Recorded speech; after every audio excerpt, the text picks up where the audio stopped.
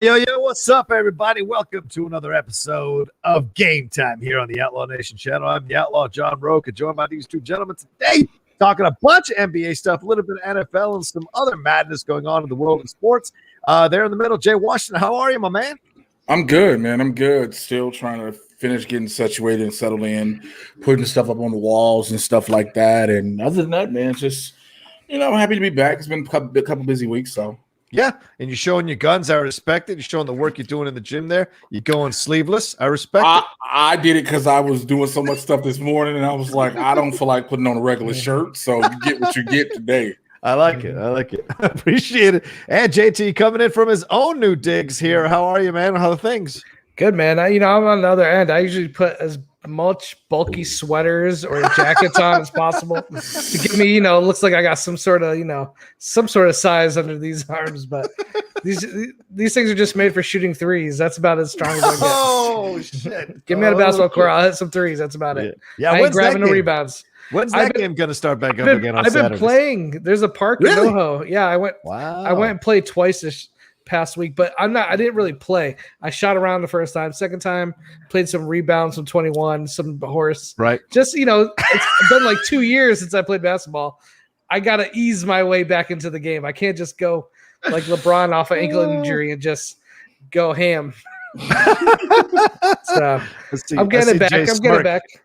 I appreciate Jay Smirk about that. All right, good to go. Yeah, we'll get on the court at some point down the road. That's for sure. That'd be funny as hell to drive on up and have a little fun. But we're going to get it. Speaking of the court, we're going to talk about a lot of that here today. We got some NBA playoff news happening now. We got the play-in tournament on the eve of the play-in tournament happening tomorrow night starting. So it's going to go running. It's going to run through Friday, and then Saturday, all the setups are going to, all the matchups are going to be set, and then we're going to be ready to go full on into the NBA playoffs. We're also going to talk about the NBA Hall of Fame and that incredible induction ceremony for Kobe Bryant, Vanessa Bryant's beautiful speech, Tim Duncan's awesome speech, Kevin Garnett, classic Kevin Garnett speech.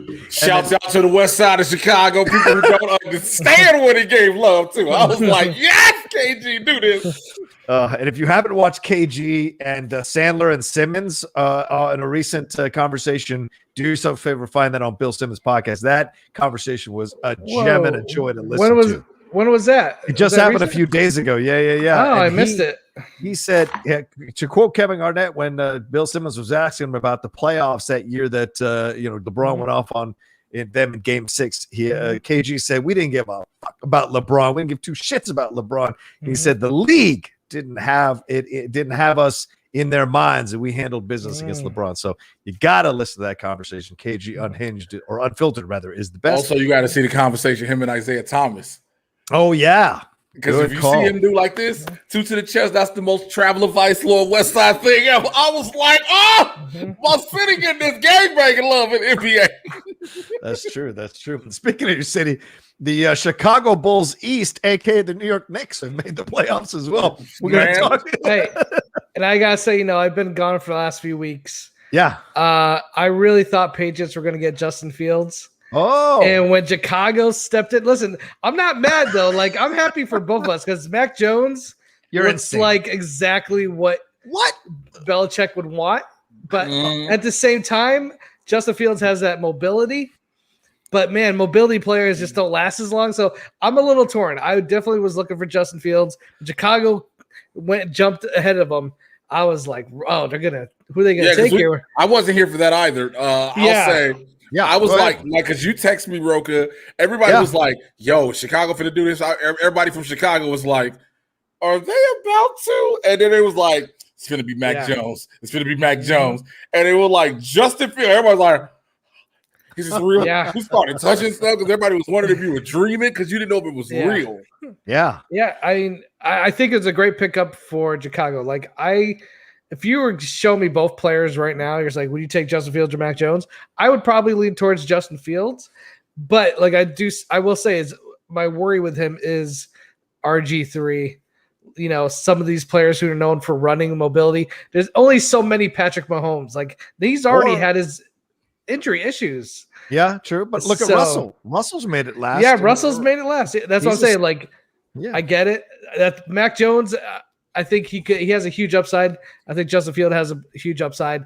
It's going to be interesting to watch which one of them becomes a better player. Because we're in the age of mobile quarterbacks again. Yeah, we are. We're back in the age of mobile quarterbacks. So I think I've been burnt by Cam Newton just a little bit because every time Cam Newton gets the ball, it's like 80% chance he's going to run with it, and he can't really throw downfield. So I want somebody who can just throw downfield. And Mac Jones has an arm, and his accuracy, I think, was rated the best amongst all the quarterbacks. And after watching Cam Newton last year, his accuracy was horrible. So it feels almost like a reaction to Cam Newton. Like, I think if you could get both, you get Justin Fields, who could run with the ball and have the accuracy and the arm, which he could be the total package. So honestly, I would not be shocked for a second if Justin Fields turned out to be the better player. We'll see what happens. Absolutely. Yeah, absolutely. We'll see. I mean, I'm not sold on Mac Jones even a little bit, especially when they try to compare the body type to Brady. I was like, that's not even remotely comparison.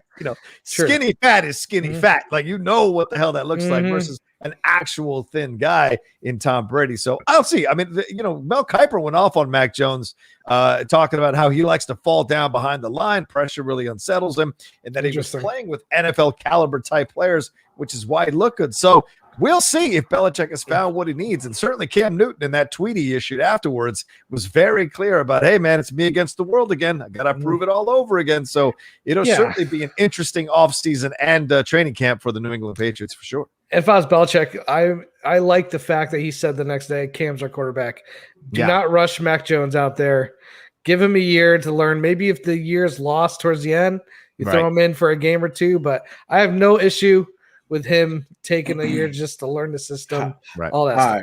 Hi, I'd like to say Chicago. Yeah. I'd like to say Chicago Bears fan. Give us Justin Fields day one. Yes. I know he made that statement, said, I'm going to do what I can to compete. And he said what he said. Look, Dalton can sit on the sidelines and make his money that way. Let's let Justin Fields run. Because if you let this kid get his NFL play, we'll be a whole lot better. That's a fair point. There's a difference moving up in the draft to get a quarterback and have Mac Jones fall to us at like 15. There's definitely a different kind of, expectations. Like, if I were you, Justin Fields, if you could run out from the get-go, run him out. And Sean Barreto says already, thanks for the extra picks, Jay, from the Bears. Go Giants. Oh. Y'all can have them. Yeah. I mean, if you're going to select people like Daniel Jones, y'all can have them. That's for damn sure. But anyway, we're going to get into it all. Please remember, but we got the Streamlabs Super Chats open here. The Streamlabs address is pinned to the chat. It is also in the description, then right above Jay's head there in the middle. So send in your comments, questions, and thoughts about everything going on in the world of sports. And we had a couple of weeks off, and certain people couldn't come on for certain weeks of us, but we got a nice crew today, the three of us hanging out, having some fun. So ask us anything you want over the last few weeks that you've been waiting to hear about, our opinions, hearing from us with our opinions about it. So let's get it on, and let's start off right with the NBA situation, the NBA conversation here. Let's jump into it, and that is the play-in tournament. It is happening. Tomorrow night is the first game of the play-in tournament. It'll be Charlotte versus Indiana, and then my Wizards taking on JTE's Celtics. We should do a live watch-along and go at each other the whole time. And then Wednesday night is really the premiere when you get San Antonio versus Memphis. But let's start with Golden State versus Los Angeles. The Lakers tried their damnedest, even with these injuries to Anthony Davis and these injuries to LeBron James, to not be in this play-in tournament. They won their last 5 games of the season against the odds and were able to put themselves in a position to possibly leap to 6th, but they didn't make it out of there due to other teams winning. I think the Nuggets winning their game and what have you. It kept Los Angeles at 7. So now LeBron, the thing he was bitching about the most, the play-in tournament over the last couple of weeks, he is now in it against Steph Curry's Warriors, and he's sitting there talking about how Steph Curry should be MVP. This is an interesting situation. As you mentioned, JT, LeBron coming off the rolled ankle in the game against Charlotte here the other night, and now you got Steph Curry winning the scoring title, a second scoring title. Who do you got in this matchup as you look at these two? Because it's one game and you're done. What do you think is going to happen? Listen, I still got to lean towards LA here. Okay. I think Anthony Davis and LeBron, the size of just those two, don't match up well. I mean, it matchups well for the Lakers. I think the size does not match up well for Golden State. I don't see them. They're going to have trouble getting rebounds, especially offensive rebounds. I think they're just going to overpower them.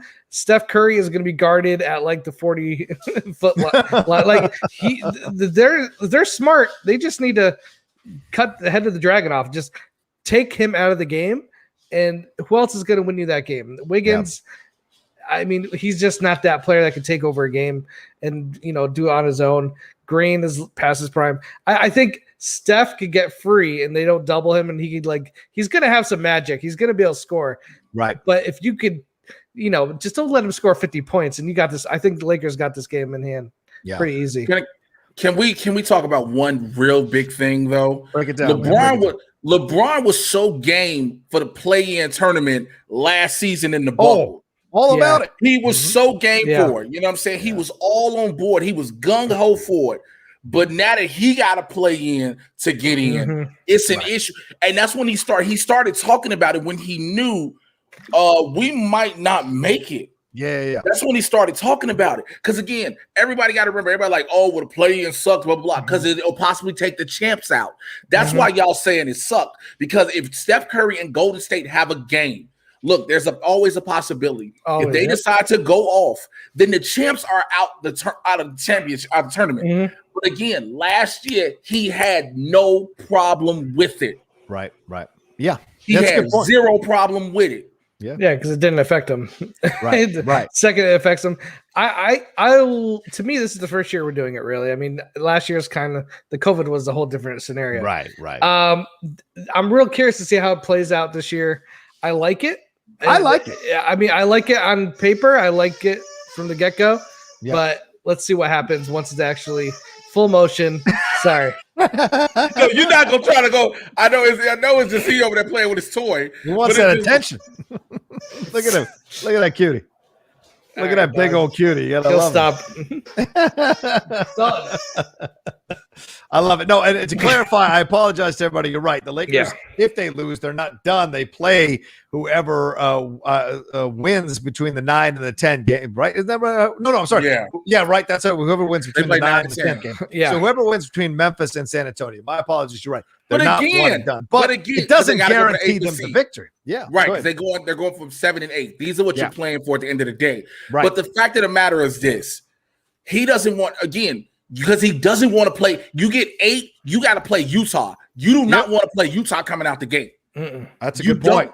Right. You don't want to play Utah coming out the gate. Yeah. So he's literally like, again, yes, this is the first year of it. Yes, this is a whole new thing the league is trying. But again, when they did it in the bubble to figure out who the teams were, he had zero issue with it. Because again, last year, here's the biggest thing, and we said this on the show, and this is before you came in, JT. Last year, everybody who was in the playoffs were on the same playing field. Why? Yeah. Because there was no home court advantage. Right, same court every game. You're right. Every game, no home court advantage. This year, it's back to we're moving around. And as 8 seed, you won't have it. Yeah, you won't have it. Right. So again, he just doesn't want to deal with that. And I get it. But don't be hypocritical about it. And it's not like him and Anthony Davis have barely played the second half of the season, so they should be well rested. One extra game isn't going to kill you. I agree. And the thing is this, and you make a good point, Jay, this idea of home court advantage now being back into the playoff mix this year in the NBA. You look at Utah, there is nothing that the West, you look at the Patriots, right? And you compare that to the Lakers. There is nothing that a certain side of the bracket loves more than when a perennial champion is injured, doesn't look ready, looks weak. They love to take it out on them, right? Buffalo was crowing on Twitter over the weekend. I'm remembering about the time they destroyed the Patriots earlier last year, or earlier this year, all the vengeance that they took out on the Patriots. It's the same thing here. A lot of these West Coast teams are just salivating at the chance of beating up these Lakers. So if LeBron and Anthony Davis can kind of right this ship a little bit and actually drag this team, because there are a lot of good pieces on this team, and actually find a way to get through this playoffs and make it to the finals, this could be LeBron's greatest championship run ever, including the 3-1 comeback. This could be something down the road if they're able to pull it off, to go all the way from a bottom seed to the top and get into that finals. It would be amazing, especially against so many healthy teams in the West. So we shall see. Yeah, that's not going to be easy though. No landmines. Yeah, absolutely. And that's the thing, because he is literally. He's fighting a battle. He's fighting. he's fighting uphill. And LeBron, if you're LeBron James, no matter how you may feel, if he's the number 1, number 2, and number 3 of your greatest players of all time, no matter what, he is older in NBA terms. He is tired in NBA terms. We have seen this, the wear and tear on his body. He does not want to have to fight from 8, because fighting from 8 is a harder battle, because you got to beat top tier teams to get to it. Yeah. Well, what do you think, Jay? Do you think the Lakers handled business here against Curry and these Warriors? You know, JT talked about the big people coming back. Yeah. Jay, do you think they'll take care of business in this matchup? I think they'll do what they got to do, as long as you can maintain the healthiness. That's literally, again, we talk about that with any team, but it is pivotal for the Lakers, and we've seen it throughout this season. It is pivotal that AD and LeBron stay as healthy as possible. Even in this game, if one little thing goes and AD rolls an ankle, accidentally twerks a knee, anything goes wrong, the momentum in this game can shift, because a lot of people have counted Golden State out throughout this entire season. And then next thing you know, Steve Kerr, Steph Curry, and all of them like, yo, let's show them who we are again. And so you don't want that to happen. Yeah, it's a good point. You know, the Andre Drummond, Montrezl Harrell, that's a big lineup they can throw against the Warriors, as you mentioned, JT. So it feels like they are going to handle their business here. And Steph probably will have 40-some points, but it won't be enough to secure them of the victory. You look, the Lakers won the season series 2-1 against the Warriors. They won the last 2 games by a combined margin of 57 points, and both of those victories came without Anthony Davis on the court. So they were able to whoop the crap out of this Warriors team without Anthony Davis. Now with Anthony Davis back and everybody somewhat relatively healthy, this looks like it's going to be a very, very tough game for the Warriors to win. Yeah, there's always a shot. Steph Curry could go out of his mind and just hit every shot with a hand in his face. I just think, how do you answer? Who's guarding Anthony Davis and who's guarding LeBron when they're on the court at the same time? If one of them was playing, you'd have a chance. I think you could double. You try to shut one of them down, but both of them at the same time, they don't have the tools or the players to shut both of those guys down. They're I don't care what team you put them on. They changed the whole aspect of the team with their play and their size. So true. A lot of people here, Cavi Shannon saying they're going to be in the finals, period. Wow, a lot of confidence there. Appreciate that. That's a little that I don't know about. They're going to make the playoffs. But finals, they have some tough teams, man. Well, here's the thing too. If you're either Memphis, San Antonio, Golden State, Los Angeles, Indianapolis, Charlotte, Boston, or Washington, you play 2 more games in the entire playoffs. Granted, it's not full series, but you play 2 more games against teams where you got to keep adjusting your game strategy than everybody else. So this is going to be a testament to see, are you really battle tough? Yeah, of course, we know everything else is a 7-game series. And these 1 games, these are the games with everybody coming out the gate swinging. There is no we slacking from jump. You coming out swinging no matter what. That's right. So then you got to do that the first game just to get into the play. You got to get into play that game where the loser of the 7th, 8th plays the winner of the night. These routes to get here are not easy. And they're condensed, right? You're almost, in essence, it mirrors the NCAA tournament. You're in these playoff games, or play-in games rather, and then you're quickly facing a 16 seed or a number 1 seed rather. So it can be quite difficult in the situation that you're in, for sure. It's a great point you bring up, Jay. I am Two Fly Cam AWA said it doesn't matter who they play round 1. Lakers fully healthy can beat the Suns and Jazz inside 6 games. Damn. I love the show. Bucks 2021 champs. Bro, Bucks might not even make it out of the first round, bro. All right. Well, anyway, what do you think about, they got Miami again. They got Miami first round. Smoked them last year. So, but what do you think? Do you guys think the Lakers, if they're fully healthy, can handle any team in the West still? No. I mean, they're going to have some battles. I don't think they're going to get there anywhere easy. Listen, LeBron and AD are 2 of the probably top 5 players in the league. Yeah. That's when you go up against the Clippers, Utah, and some of these other teams. I mean, the Suns, I think I think they would beat the Suns only because of the size differential there. But you could the Clippers could throw some people at you, and so could the Jazz for sure. So for me, I think it's going to be a little tougher. And to me, it's the chemistry. This team never really was fully together for large, time period. is AD and LeBron this is not their first year playing together, like them knowing how to play with each other, and the rest of the team will just fall back into their roles. Yeah, that could easily happen, and they can make a push to the finals. Or there's going to be some rust, and they're just going to be, not playing so much this year together. It might take a series or two for them to get in the groove. I don't know. I'm super excited to see what happens, because honestly, I feel like there's a lot more up in the air this year than there has been the last few years with all these great teams, the situation, the injuries. So I'm just really excited to see a competitive playoffs, really. Yeah, there's a lot of stories for sure working all at the same time, and you'll see who ends up at the top of the pile when this is all over in the next couple of months. So we shall see for sure. Another one of the playing games here. Let's switch over to the Wizards taking on the Celtics here.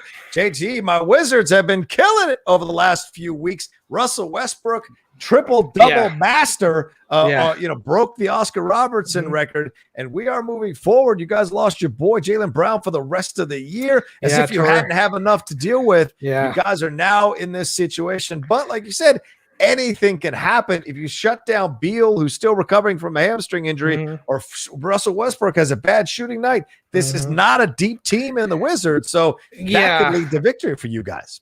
I'll say this, as a Celtics fan, part of me as a basketball fan almost wants to step aside, be like, go ahead, Wizards. It would honestly be entertaining to see Beal and Westbrook try to make a run in the playoffs. No doubt.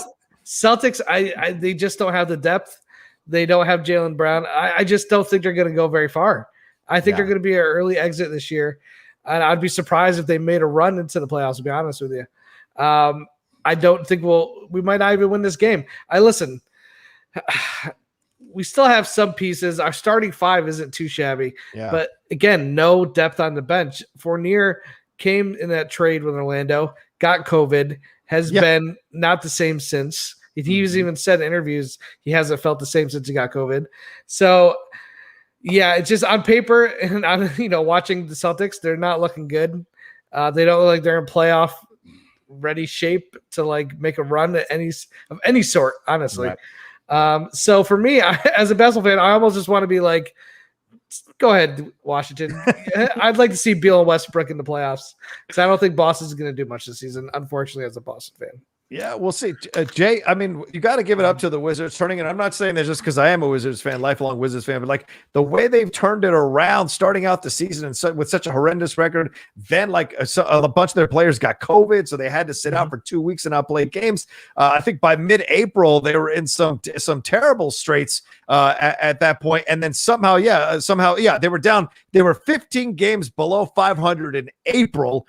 And have somehow turned it around. They were 17-32, and then in over a month they won 17 of their last 23 games and put themselves into this position because Westbrook and Bradley Beal kind of finally figured out what it is they needed to do to elevate this team. So, do you think this is just a foregone conclusion? These Wizards are going to stomp over these injured Celtics, or do you think somehow the Celtics rally as a team with some pride that's been in the Eastern Conference Finals the last couple of years and kind of hold off these Wizards? Before Jay answers, I will say here's the biggest question: the rally would be for a single game, not a series. That's true. So, that's true. Go ahead, Jay. Yeah, because that's what I was about to say. The question becomes: are either one of these teams going to make a move after this? Okay, you win this game.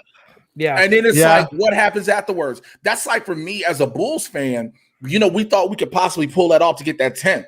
And then when you look at everything, I'm like, I'm glad we didn't even get the 10th. Because why? To win one game and possibly lose the next? Nah, I'm good. Let's have this whole offseason to get a team together, finally get everybody on the same page, wait till the draft happens, then, you know what I'm saying, see what you're going to do. Again, it's like, see, because here's the thing with the Wizards. Everybody's bringing up Russell Westbrook dropping a triple-double every night. Yep. Okay, and? I mean, the problem is if the game's close, Westbrook's not the guy I want with the ball with 90 seconds to go. Exactly. He's not my closer. He's not my closer on the team. So it's like, okay, Westbrook has another triple-double. Okay. All right, but I will say this: their 3-point shooters have started to come back to life over the last few couple of months, and it's been incredible to watch them. I mean that Atlanta series, they lost both those games, but they were giving Atlanta as good as they got, and Atlanta's a number 4 seed. And you've got a Nets team, because if the Wizards take care of business here in this game, they head on off and they play the Nets in a 7-game series. And if there's any team you want right now, it's a distracted Nets team still figuring out their rotation with these injury issues. Kyrie Irving worrying about the Israeli-Palestine situation out loud. And this is an opportunity where someone like Russell Westbrook, who's a goddamn demon, can roll up in there and mess with people's minds. Do you think that if they take care of business Celtics, that it is a good matchup for the Wizards? They could pull the shock of shocks and knock the Nets out in the first round. No, even with a distracted Nets, even with a distracted Brooklyn, I'm not giving one. Look, you can tell me Kyrie Irving is on the court tweeting right now while he's playing. I'm still giving the game to Brooklyn. What are you talking about? I'm still giving the game to Brooklyn. It's all right. I think I think the mystique of Brooklyn is gone. Of what we thought, because again, remember when Kevin Garnett and then when James Harden got there, the mystique was there and everybody hyped it up. I think that's gone. I think it's like, all right, y'all got these 3 players together, so what? It's at that point. But at the end of the day, when it comes to Washington, people are still like, they got those 3 players against, you know what I'm saying? You're gonna still look at it. You're like, oh, who they gonna put in? They gonna substitute it? They good. Yeah. All right. That's a fair point. You feel the same way, JT? Is that what you said? Yeah. I mean, like I said, Boston or Washington, but whoever makes it out ain't going very far. Especially in the East, those top 3. I mean, Milwaukee, Philadelphia, and Brooklyn. Those are the teams, man. Everyone else is a huge notch below, in my opinion. Yeah, it's good. Miami's frisky, but even them, I don't know if they could match with those 3. You know what's crazy as a whole? Yeah. Aside Utah, I think literally aside Utah this year, there is no one consistent team all season. Well, Philly was pretty consistent, I feel like. See how you said it? Pretty, but you weren't really. But here's the thing. Even though they're consistent through the season, Philly and Milwaukee have let us down in the playoffs in the last few years. Oh, yes. Yeah, that's the problem. Like, I can only praise them so much for a strong season. And the reason why I like Philly and Milwaukee, I can't fully get sold on is because I've yet to see them make that next step in the playoffs. They both have. They should have beat Toronto that year. I'm sorry. Kawhi had that miracle shot with like 2 seconds to go. Overall, on paper, Philadelphia should have won that series. Yeah. Milwaukee should have won their series. They were the favorites, I think, going into the East last year, and they got second, third round they were out? I can't remember, but it was pretty bad. Look at this. In the Western Conference, you got, for one of my examples, you got Denver versus Portland. Denver was dope until all of a sudden Jamal Murray go down, and you're like, well, that's it for them. But they then got a whole team. They got a whole team. Got Joker and all of them. And we saw Jamal Murray go down. We was like, well, but Joker's now the heavy favorite for MVP. Yeah, and that team is just working around him beautifully. Like the Utah, you can't sleep on them. Well. Yeah, you can't sleep on Utah. I mean, I don't think any of these teams want to see Utah right now. Absolutely. And you look at Philadelphia, they've been pretty much consistent for the most part, but they have had losing streaks. They had a 3-game losing streak in January, and most recently in February, they had a 3-game losing streak. And then in April, they lost 4 games in a row to Golden State, Phoenix, Milwaukee twice. So they have these weird lulls throughout their season that makes you question a little bit whether they're a team that is consistently able to bring it every night. And Jay, you bring up an excellent point. They're great in the regular season, but what do they do once the playoffs start? They're disappointing in the end, full of promise, but they don't quite get there to the promised land. And we know that in sports competition, that's the difference between the greats and the kind of goods is the ones who actually can get there and win titles. I'll say Embiid has looked like like a little bit of a different player this year. I think they're saying he's going to come in second probably for MVP. I think he looks like he took everything that people said after last year's loss to heart. And was like, he took it personally. I took it personally. So I think I'm looking for him to make a statement in this playoffs. Like he needs to come out and be like, we're here to win it. He better not be passive aggressive and pulling up for mid-range shots as much as he was last year. So I'm looking forward to him really bullying underneath and kind of dominating, honestly. Yeah, I think he's got something to prove. That's for damn sure, and it's very clear in his play. F James 72 said the Dubs are winning this game against the ankle and hamstring Gimps. Yikes! The Bay all day, every day. All right, F James. Listen, if that happens, I think it will because of rust and the team chemistry not coming together, and again, Curry going off. But if you're Lakers, just shut down Curry, and you're done. It seems so simple to say, but it's not easy. Don't get me wrong. This man shoots from the other side of the court randomly and hits. Well, I'm telling you, the second he crosses half court, you need to be in his face. Yeah, like you can't even give him that. But the problem is, Josh, is you've seen people in his face. We've literally seen people dead ass in Steph Curry's face, and him being like, "Okay, try it again." Well, that's what I was saying earlier. Like he's going to have to shoot lights out if they're going to have a chance in this game because they're going to be all over him. Yeah. He's going to have to hit those shots. Agreed. He can. That's the thing. He can. Just what will he? That's the question. Yeah.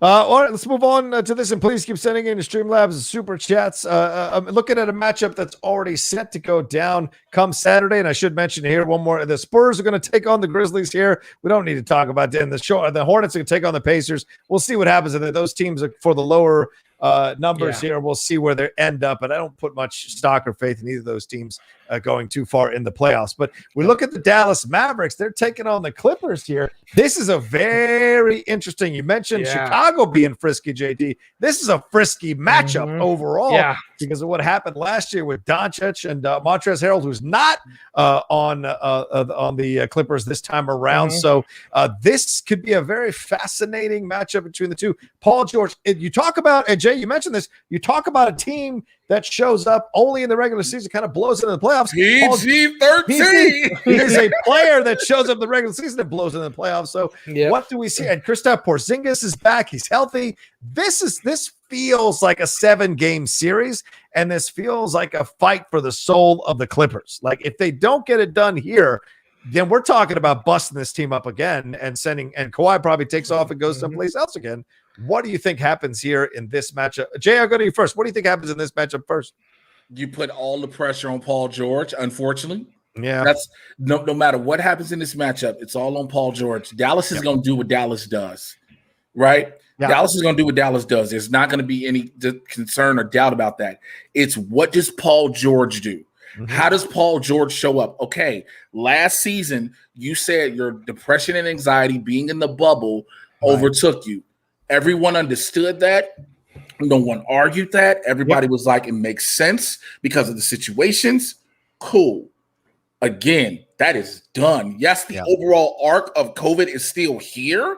Yeah. But, bro, y'all playing regular games. Y'all been playing regular games all season. You got to be PG-13. That you got to be playoff P. If you not, you literally have just caused the Clippers to blow up again. Yeah.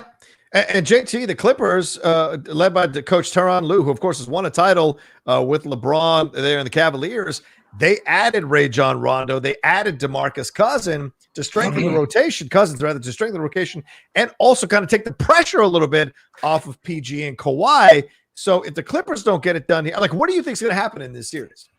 I think Clippers will win the series. I think it will. I think it'll be close. It'll go 6, maybe 7, but I would say probably 6.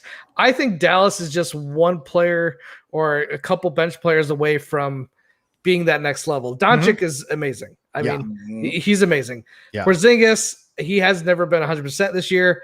He's a good player, but he's not the kind of player who's going to just dominate down low and take over. Like he can be bullied. I think, again, if Doncic goes like Curry mode and just plays like 4 games in a row where he's unstoppable, then they have a chance of upsetting and beating the Clippers.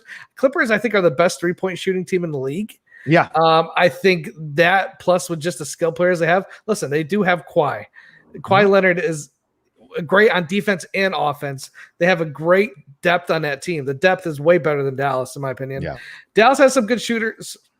They have, I think maybe if Clippers aren't number 1, I think Dallas is in the top 3 for 3-point shooters also. So that'll be an interesting matchup. But, at the end of the day, I'm a little old school. Defense wins championships.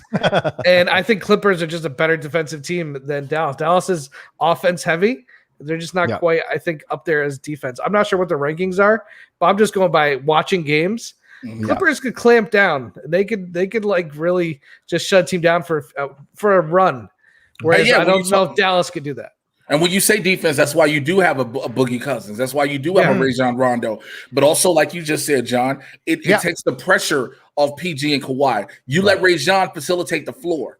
You let him call. You let him look at the floor. You guys move and get in position. Yeah. But again, it's on Kawhi Leonard is going to do what Kawhi does. Kawhi even knows that. Yeah. You need me to get you 20 at least. I'm going to get you 20 at minimum.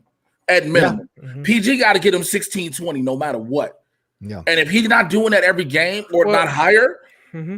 I agree with you, Jay, in the later games. Like I feel like when they get deeper into playoffs, when you get to the bigger teams like Utah, Lakers, that's when PG needs to show up. Yeah, or else they don't have a chance. Absolutely. Whereas this team, Dallas, I think the Clippers are deep enough where PG doesn't have to have a 20. But I think that's the problem. I think that's a problem though to underestimate because a lot of people throughout the season have underestimated Dallas in certain games. Not saying throughout the entire season, but in certain games, people are like, "Oh, this is just Dallas. They don't have that depth like that. Their star really is Doncic. Yeah, Porzingis is back, but it's really just Doncic. But when you do stuff like that." Dallas comes out. Dallas starts balling. You know what I'm saying? Yeah, and don't forget, Dallas beat them by 51 points in December. I remember that. Remember that? Yeah. Like everybody went crazy about that, showing that maybe they weren't ready. So yeah, that is something that happens in the NBA once in a while. I think that was a fluke. Okay. But here's the thing: season basketball and playoff basketball are just two different beasts. Yeah. Teams look so different when it comes to playoffs. They just every minute they're playing harder, or they should be at least. When they don't, they get called out for it. I think maybe the Clippers were called out a little bit for not playing as hard against the Lakers as they should have probably.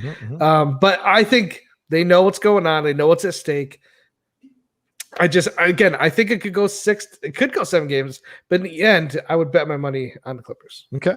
All right. Yeah, I think Clippers as well, but I think the Mavericks are going to put some significant victories on there. But I also think PG does need to show up in this matchup. He does need to show there's a pattern. He does need to show that he is here to play. And I think tearing up a team that has lesser depth, lesser quality overall is a good way to show like you are ready to step up to the plate. Yeah. Of course, it's got to show up later on in the playoffs. But here's where you establish maybe a little bit of an intimidation factor that you are back with the teams you're going to play coming down the road. I totally agree. As a statement, he should. Yeah. I think he should come out and ball out and be great. But if you're asking me, like, do they need him to win? I think no. They have enough depth on that team where if he is struggling this one series, they can get by. They can overcome it. They're not going to overcome it if he's not playing great against some of these other teams.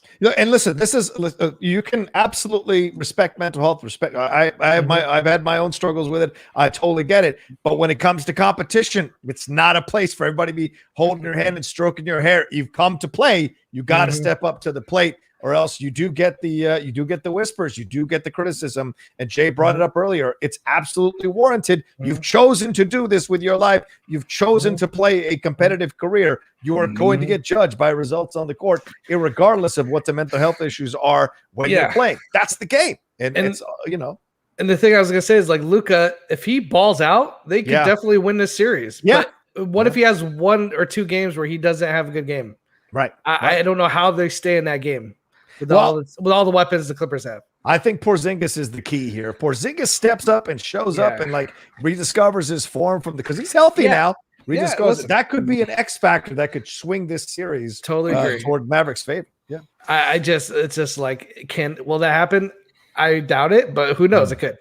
Yeah, true. And just to reiterate one last thing before we leave, the Clippers shot 41.1% from 3-point range, which is 4th best in NBA history, not this season. History.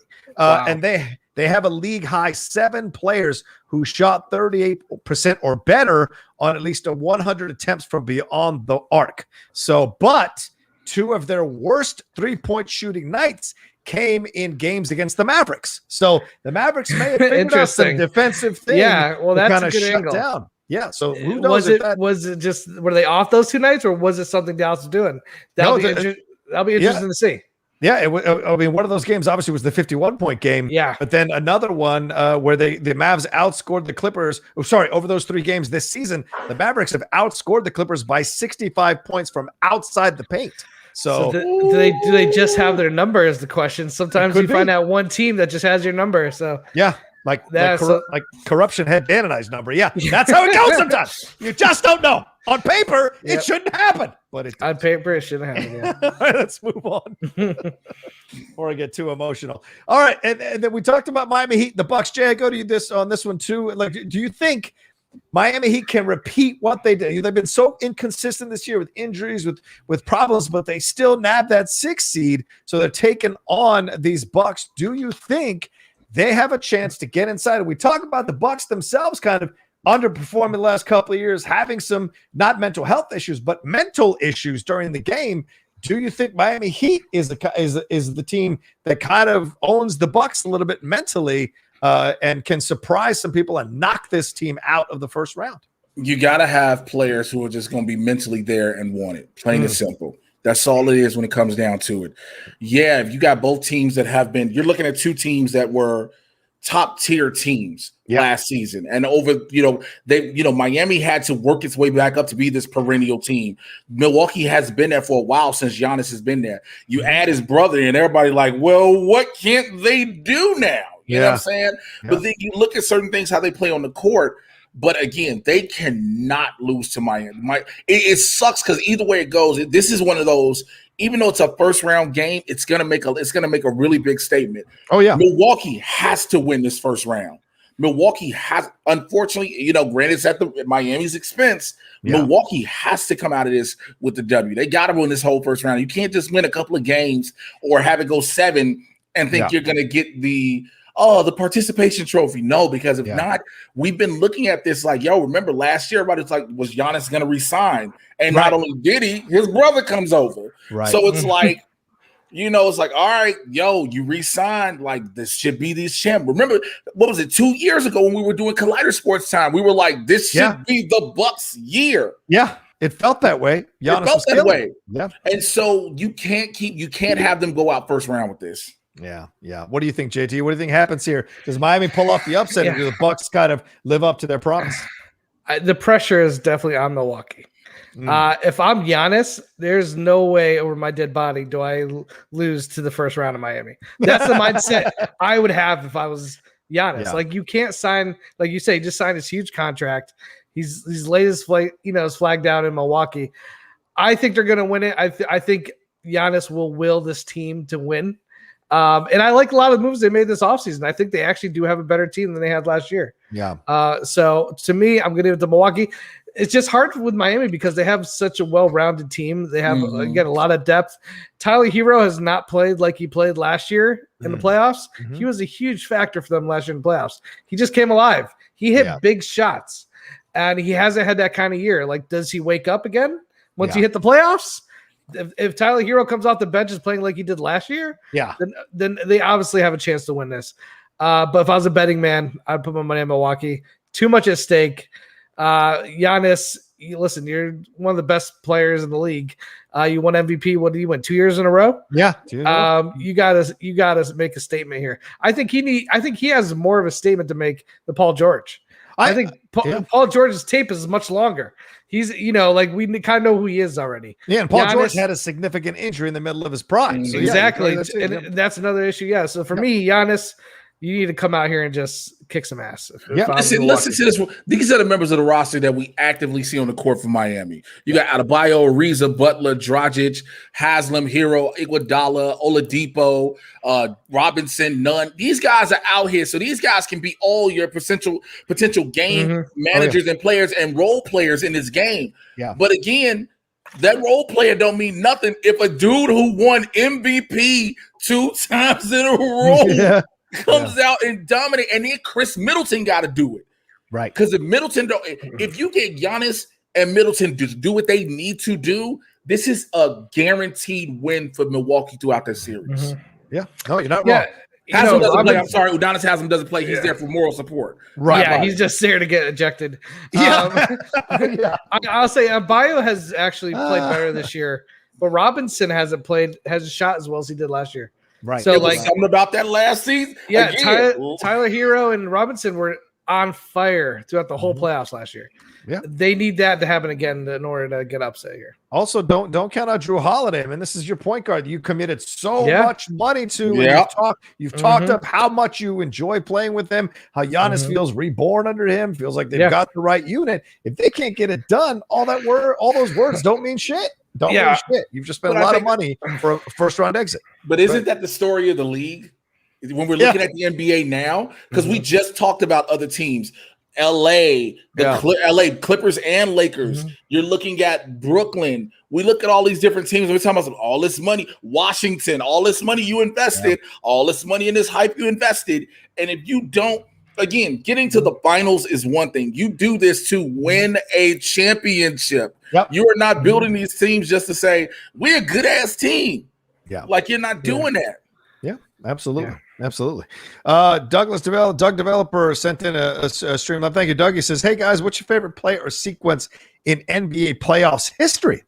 As a Bulls fan, mine is the Charles Smith play. Yeah, we're seeing all 5 players play a role. Preventing that game-winning shot from the blocking to stealing was a thing of teamwork beauty. Yeah, I love that Charles Smith video. What would be? I'll act mine out. I'm Paul Pierce. Boom! Like this, Phoenix returns to the game and saves the day. Was it a poop? I think he said it was. Yeah. But God bless him for the theatrics. Yeah, that's how you do it.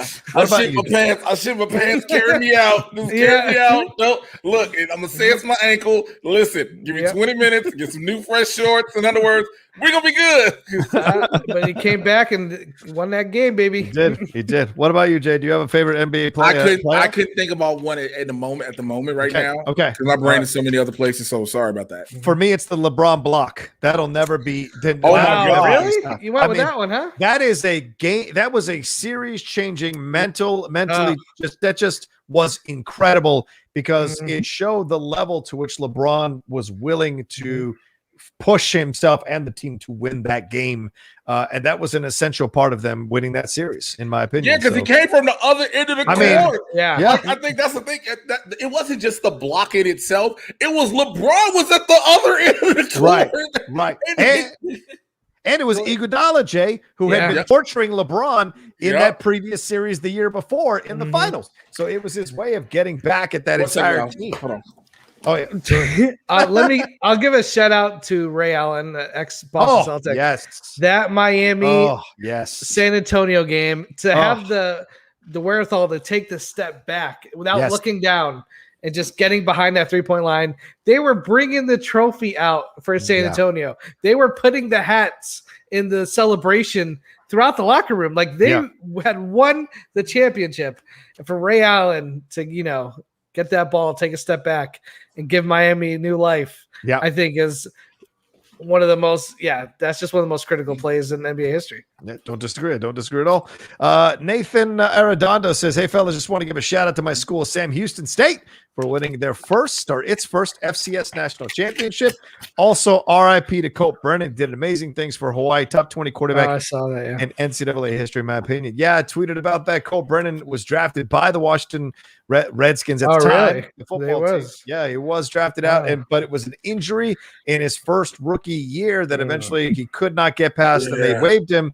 He tried multiple times to catch on with other leagues and other teams, but he also suffered a terrible car accident and had issues with his skull and with his brain, and then got into some substance abuse issues, some violating of people's domiciles, so to speak. So there was a sad part to the story, and then, of course, his passing away while he was at a rehab center. So just a heartbreaking end for a guy who, if you go back and watch the highlights of him when he was at Hawaii in the 2000s, I used to stay up and watch his games at night on the West Coast so I could see what this guy could do at Hawaii. He was incredible. So certainly RIP to him.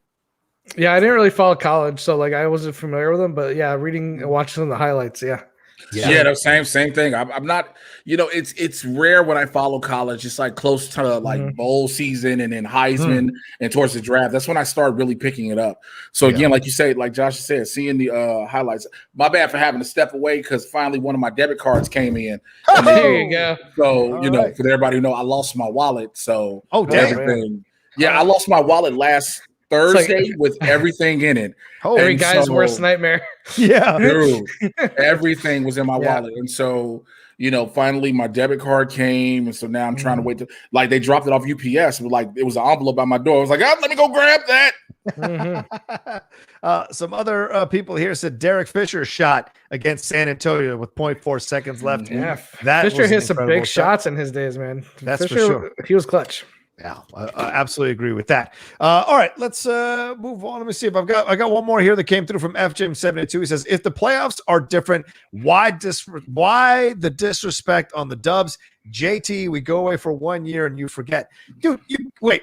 All right, you can address this, JT. Bring Klay Thompson and Durant back, and I'll put you right back in the finals. Yeah, you're not back. You're not back. I mean, Steph is carrying a makeshift team and that's all on Steph, who's been incredible, and he had to win the scoring title at 33 years old in order to carry this team. So they're not all the way back.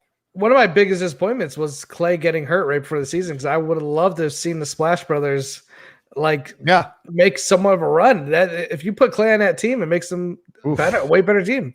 But now the question is, after 2 years away, how's he going to be? How's he going to be as a player? That's a great question. I don't know, man. I think that's the thing. Everybody's been thinking about that, being nervous. Like, he's got to come back eventually. 2 years of rust, and again, not even just the rust off the court for Klay Thompson, that mental anguish, because he was starting to rehab and get back into the game when he blew the other one. So it's what Derrick Rose went through. Remember? He tore that first knee, came back. He was like, oh shit, then tore the other one, and he wasn't the same for a minute. Yeah. I mean, Paul George took a year after coming back just to get back to normal, even something close to what he was. It might take Klay a year and a half before. I mean, I don't know.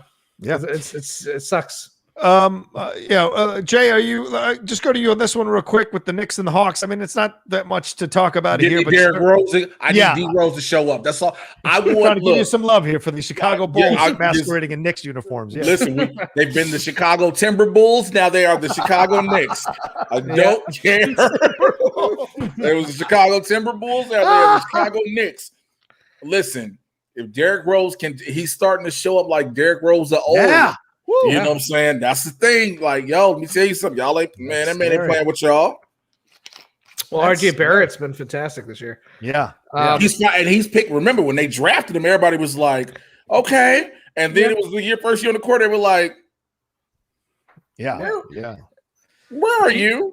I think the fans, they just expect people to show up and be all-stars off some of these players takes time to develop, man. Well, it's the hype they come in with, because you got to remember, you bring so many people in round. You bring first round, you pump them up even before the draft, you hype this shit up so much that as soon as they get drafted, you're like, come out and be a super. Everybody is not going to be LeBron or Kobe. I was just going to say LeBron. Coming straight out of high school, Yeah, I mean, this is going to be interesting. I mean, all three times they played each other, the scores were pretty high. So defense is not on their agenda on either side of the ledger for both of these teams. So this will be such a good matchup, I think, overall to show us where the Knicks are at. I mean, the Hawks are kind of quietly a damn good team in the East. Trae Young leading that team. You got Bogdanovich dropping bombs all over the place. Capella is great in the center. I mean, getting it up close and getting to watch them in the last couple of games up close against my Wizards really came away appreciating what Budenholzer has built there. But once again, you talk about underperforming. Budenholzer underperforms in the playoffs as well with teams that have a lot of promise. So will he be able to kind of will this Hawks team over Thibodeau, who has a lot of experience in the playoffs with his teams? And I like what you're saying about Derrick Rose. Taj Gibson is still in the NBA, ladies and gentlemen, picking up minutes for the Knicks, which is kind of crazy to think about as well. So this is going to be a very interesting matchup. Normally, I'd drop this to NBA TV, but I kind of am curious to watch this matchup between these two teams. wasn't Durant considering the Knicks? Yes, he had been. Me, I kind of wish that happened because I feel like imagine Durant with RJ Barrett, Derrick Rose, and all these guys going up against Harden and like Kyrie. Like, I think that would have been a great matchup, man, especially New York. I hate when teams are just so fully loaded like the Nets are, but at the same time, they're always injured, so it's not like they're all together. That's true. Listen, when the Knicks are good, the NBA is more exciting. Anytime you get into a big market, it's true. I miss the days of John Starks, Ewing, and all these guys. I miss the Spreewell days. Even give me the Spreewell time period. Choking a dude, Like I would love for New York to just get back to being a contender. And listen, they have a lot of draft picks the next couple of years. They're set up for a good future. I think the next 3-4 years will be. We're gonna know whether the Knicks are gonna be one of the best or they're gonna be back to rebuilding again. Yeah, for sure. Or if Thibodeau runs them all into the ground like he does with every team he coaches, that's a possibility as well. Hey man, listen, man. We're getting paid enough. Run to the ground. Hey man, look. I'm just throwing that out there. Yeah. He had everybody. He had every play on the Bulls. Like, God damn it, my feet hurt. Yeah. My knees are jelly, son. My knees are jelly. One last matchup here: Nuggets versus Blazers. This is going to be very, very interesting.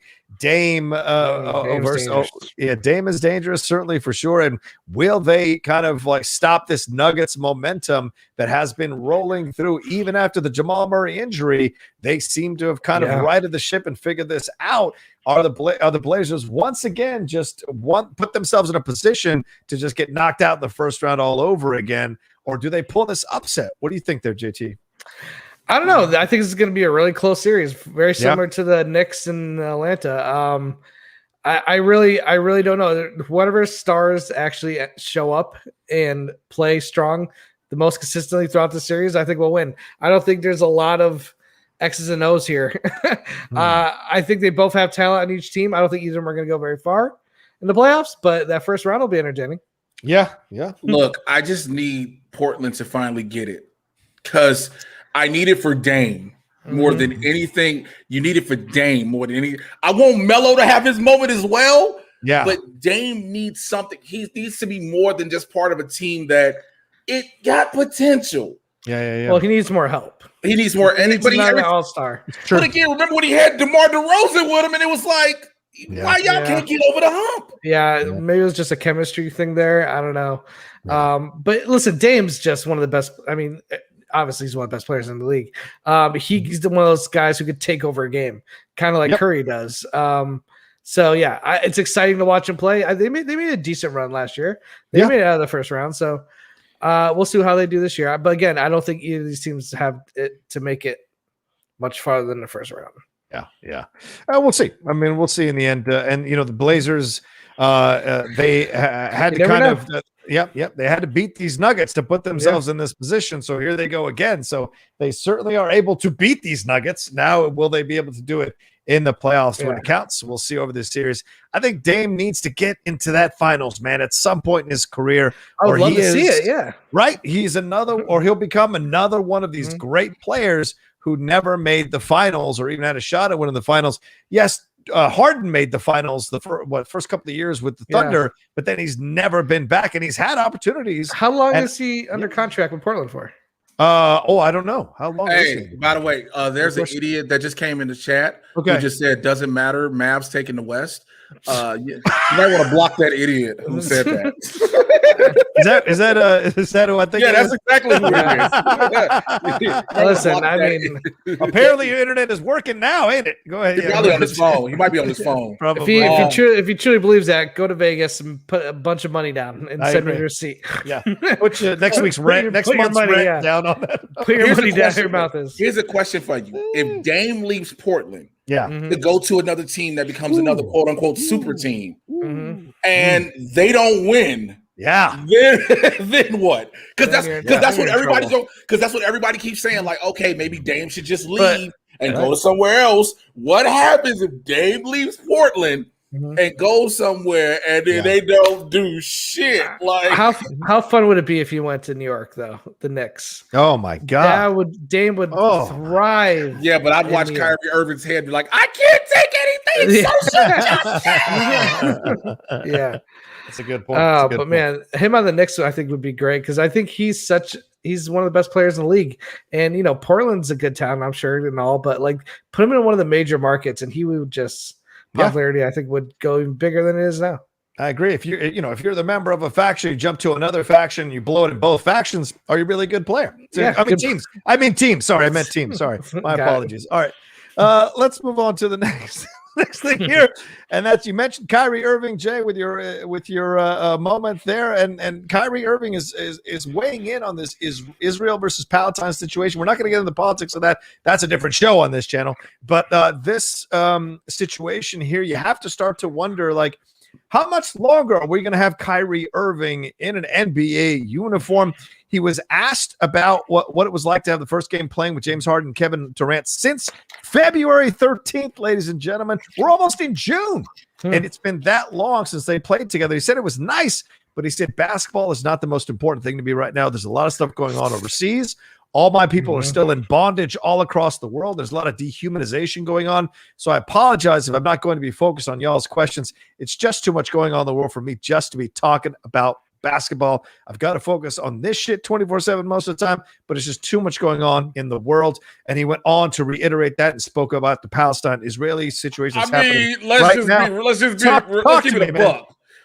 it a buck. He's not wrong. No, of course he isn't. Oh, no, of course not. He's not wrong. I mean, it's just a game. Yeah. No, I think that the problem is he's put it at because LeBron is the same way. LeBron has been open. So here's the thing, because I know people will be like, keep that same energy. Yeah. LeBron is the same way, but LeBron still plays and still goes out and does what he does when he knows he has to do press and et cetera, et cetera. He does that. Kyrie, on the other hand, has taken the level of, I'm going to speak on it, but now I'm going to let it affect when it comes to me in the game. And I think that's the issue people are having. Yeah. Again, Winston and I even have talked about it off camera, how we don't want to speak on the Israeli-Palestine situation until we get fully informed, because we don't want to say anything wrong one way or another. Yeah. You get what I'm saying?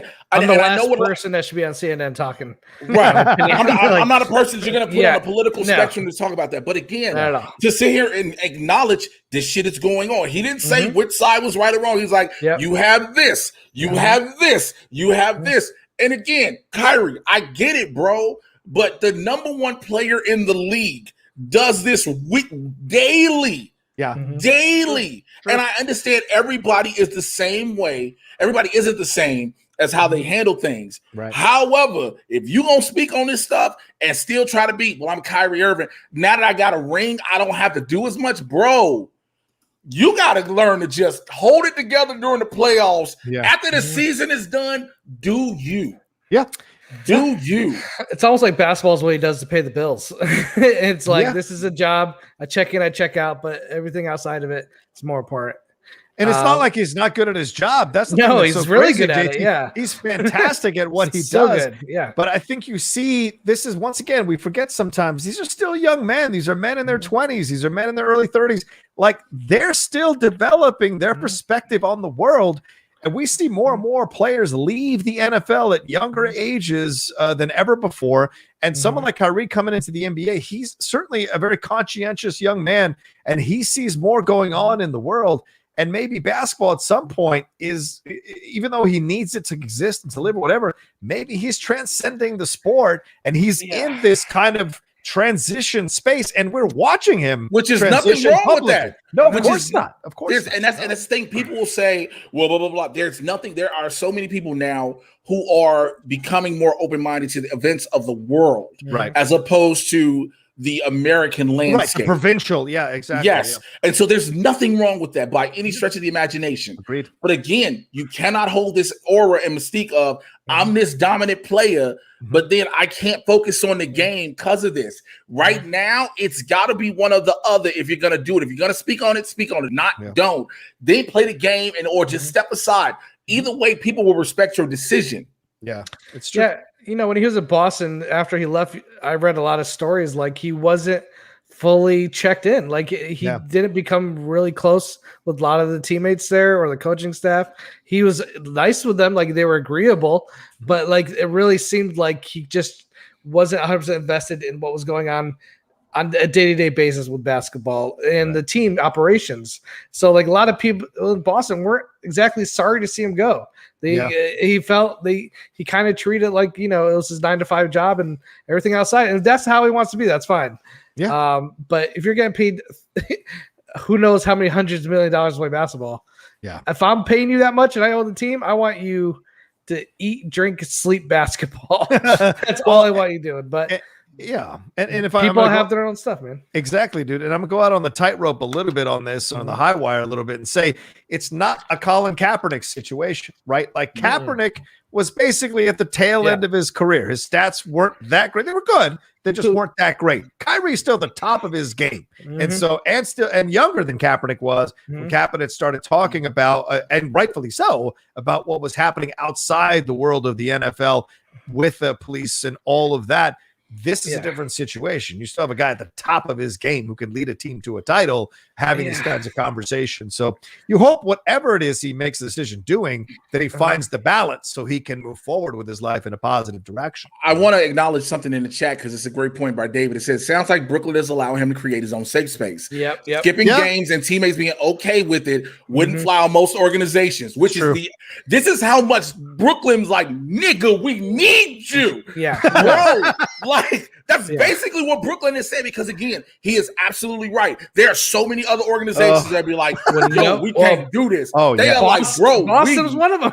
Boston was one of them. Brooklyn is like, hey, bro, we love you. We are here for you. Please play the game. Like we did all this. Like we did all this to breathe.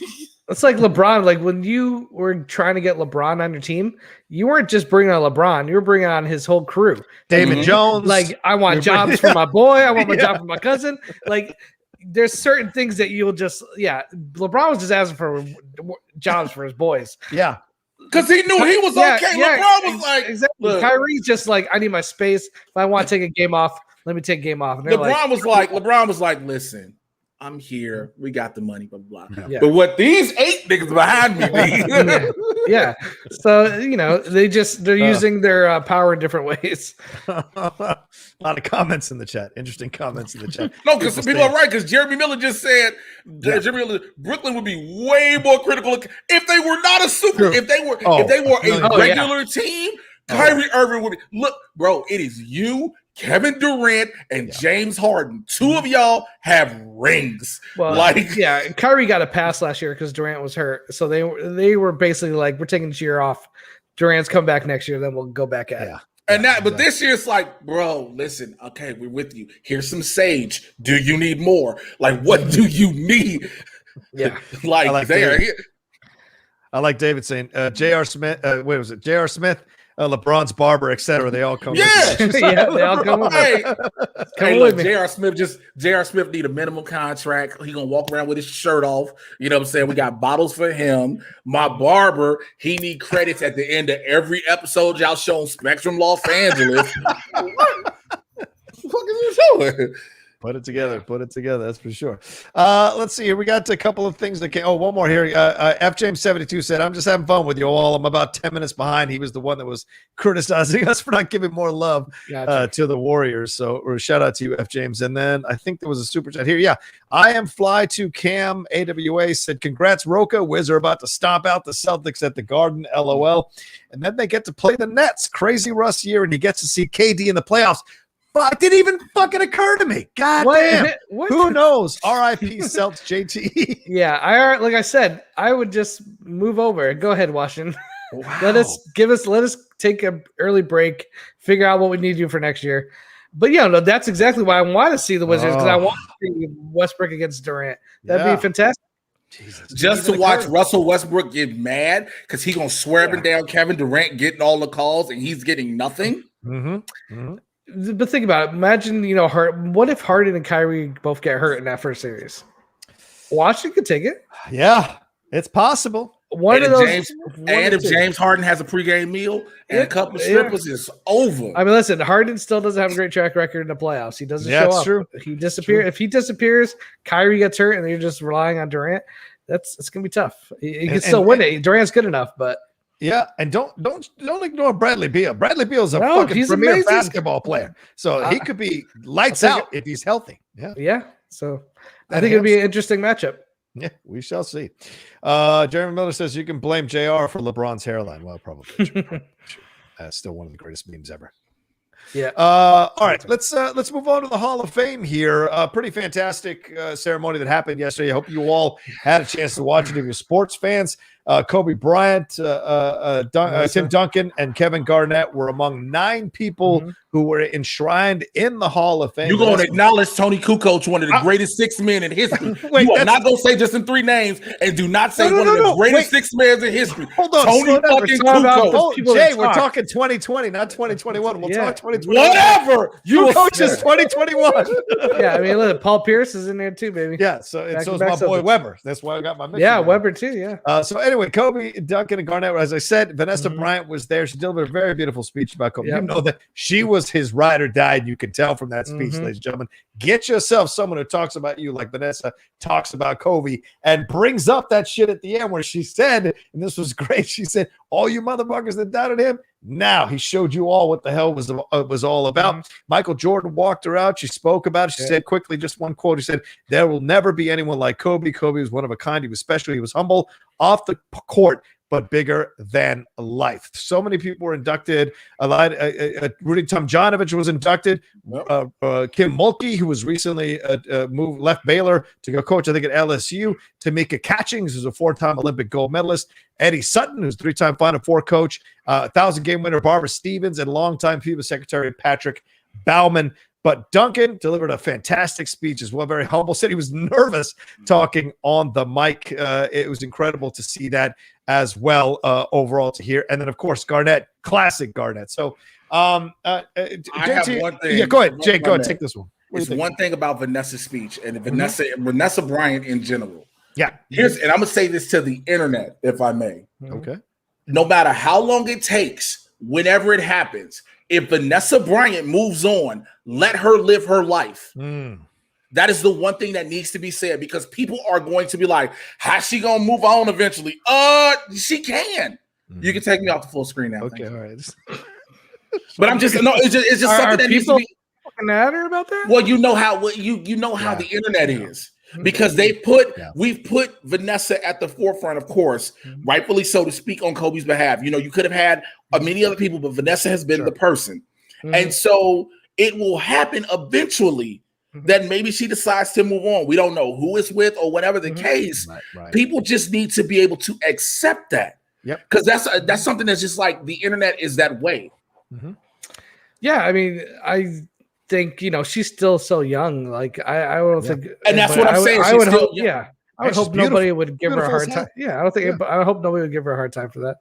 But you never know, and everybody on the internet will find something to say. But yeah, I wish I could. Hold on here. I'm trying to stake my claim to Melinda Gates. Y'all. I'm trying to get Melinda Gates. I don't know what y'all talking about. I heard Bill on the out. I was like, yo, look, you need a brother with these shoulders, baby. Let's go. Aim lower, man. That's too high. Go for Pippin's X.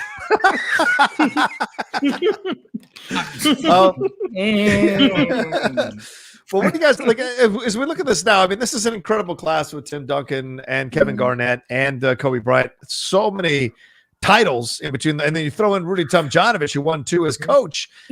So many titles amongst these 4 gentlemen who are getting inducted. What are your thoughts as you hear about that? What are your thoughts as you see Tim Duncan's hairstyle? What are your thoughts as you look at Kevin Garnett's comments, shouting out, representing everything's representing? Like, what stood out from you from these speeches and these inductions and these players overall? Yeah, I mean, Kevin Garnett was the one that obviously I was most excited for. As soon as he got up there, someone yelled, "Anything is possible," which is one of my favorite gifts. And he said it was. It was great. He thanked Minnesota. He thanked Brooklyn, but when he thanked the Celtics, he got the biggest pop in that whole speech. So to me, it was great. Yeah, to me, Tim Duncan is a very shy guy. Very quiet.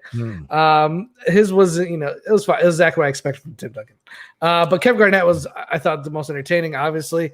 And then Vanessa Bryant just came up there, was completely confident, knew what she wanted to say.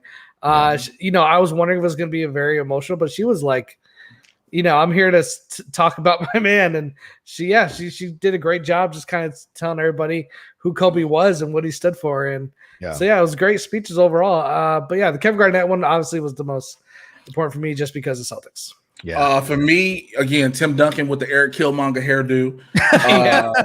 You know what I'm saying, with the Killmonger joint. But again, it was Kevin Garnett because, again, to be in the big ticket, played high school in Chicago at Farragut.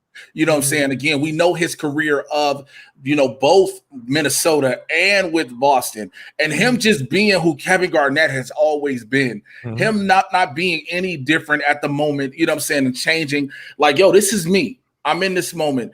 Again, Kobe's thing was the thing for everybody that was just emotions. Because everybody was like, I remember reading tweets and Facebook posts and everything. People like, I'm not gonna be able to do this. Like, I remember people reading like, I'm not gonna be able to do this. You know what I'm saying? Because of how hard it was. Because again, this is almost the, we've had the funeral that was broadcast, the public one. This is almost the closure. This is the, for lack of better words, this is the closure of the Kobe Bryant NBA story now. Him going in the Hall of Fame. That's it. And so it's like, we'll always hear references to the Mamba, but that was the moment you knew, you were like, that's it. That's the book. That's a great point. I love the NBA All-Star Game also is like basically his event now. Like you win the Kobe Award. So like I thought that was great of them to do that. So every year around NBA All-Star time, you're gonna get reminded of Kobe. But I understand what you're saying. Like to me, it's just you're just like what his speech would have been like if he was there. And that's the thing where you're just like, you wish you could have saw him give that speech with those two other great players. Those three guys were my childhood. Like Kobe, Garnett, and Duncan. Would he been eligible? I don't know. That's because it had been 5 years, right? It's been 5 that quick. Oh yeah, man. Since he retired. Okay, that's what it was. What for me it was like. It was 5 that fast. I guess because the time flew by. That's what I was like. Has it been 5 years that fast? Oh, let me see. Because I mean, I've been living in this town for 20 years, so sometimes I forget. Yeah, he retired in 2016. So okay, so 5 years. He'd just got. Okay. Yep. Yeah. Okay. It was just that was just the thing. It was like it was just the timing. The unfortunate timing of his passing. It's like, we know he goes in automatically, but it was like, would he have gone? Would he have gone if he hadn't passed yet? Because everybody knew Kobe was going. Like there was no doubt. There's no doubt. Right. And just to be fair, I know there are people who still hold on to the rape accusation in Denver, and I absolutely respect that and what you all might feel about that situation. But if you want to look at something that happened in the past and be in that place about it and be upset about it, you have every right to do so. But you also have to be fair and look at the progression of this man over the last 10 years of his life and some of the things that he was doing to put more positivity into the world for his community, for himself, for his family, for his life. That speech he gave when they won the Oscars was fantastic. And you, as you say, Jay, what speech you would have given, or JT, what speech you would have given, I think it would have been one of the most heartfelt, emotional, brilliant speeches you probably would have ever heard, and spoke about the future. And at that point, I bet a million articles would have been written about this motherfucker should be a senator or a president in his life. Whereas Jordan used the time to get petty and settle scores, Kobe would have transcended the event and done something a little more positive. Nothing against Jordan. No. I just have to interrupt and say, what else did you expect the man who was petty throughout his entire career? That's true. It's true. It'd be a different story. Mike wasn't petty from beginning to end. It's like Michael Jordan being petty at his Hall of Fame speech. Oh yeah, that was about right. Wait till you put Rocha in the Schmodown Hall of Fame. You just wait to see that speech. Petty with a big P, with a capital P. All right, let's see. Well, let's move on to 2021 before Jay has a conniption about us not talking about Tony Kukoc. So on the other side of this is the 2021 class, which will be inducted obviously next year. 16 honorees were assigned to be in the class of 2021.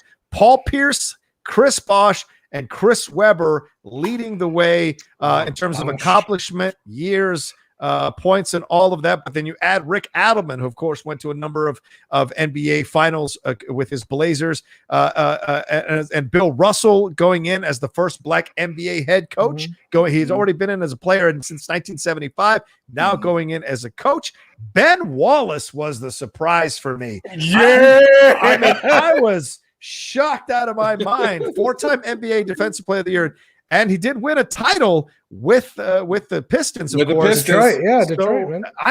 And then you get the Villanova National Championship coach Jay Wright, who won 2 national championships, 7-time WNBA All-Star and 2-time Olympic gold medalist Yolanda Griffith, 7-time WNBA All-Star and 3-time MVP Lauren Jackson. And then we get to Tony Kukoc and Val Ackerman, Cotton Fitzsimmons, Howard Garfinkel, Fats Jenkins from the Early African American Pioneers Committee, Bob Dandridge from the Veterans Committee. I watched Bob Dandridge, and Pearl Moore from the Women's Veterans Committee. So I guess, you know what? Let's start with you first, JT. Paul Pierce.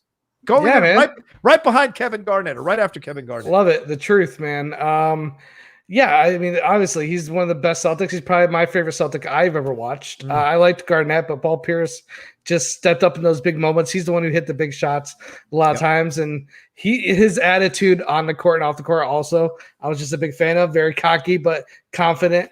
I can't wait to see his speech. I hope halfway through the speech he gets a cramp. They take him off in a wheelchair, put him backstage, wait a couple seconds, and he comes back, and everyone will cheer. I say, why not? I got to roll him in on the wheelchair. For sure.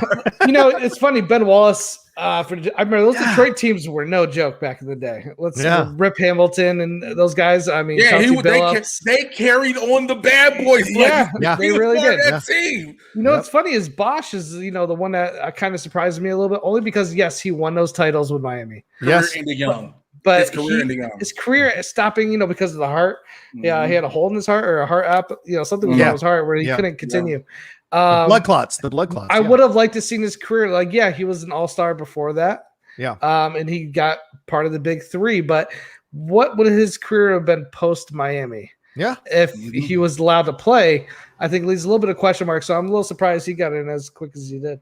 I think he's still in the league. I think he's still in the league. I think he's still in the league. He would be, play as a reserve or playing on the bench. He loved to play. Or depends on what he did, or what him and D Wade talk about. Because if Wade drops, Bosch might go early. He might not still be playing. But he might. Right.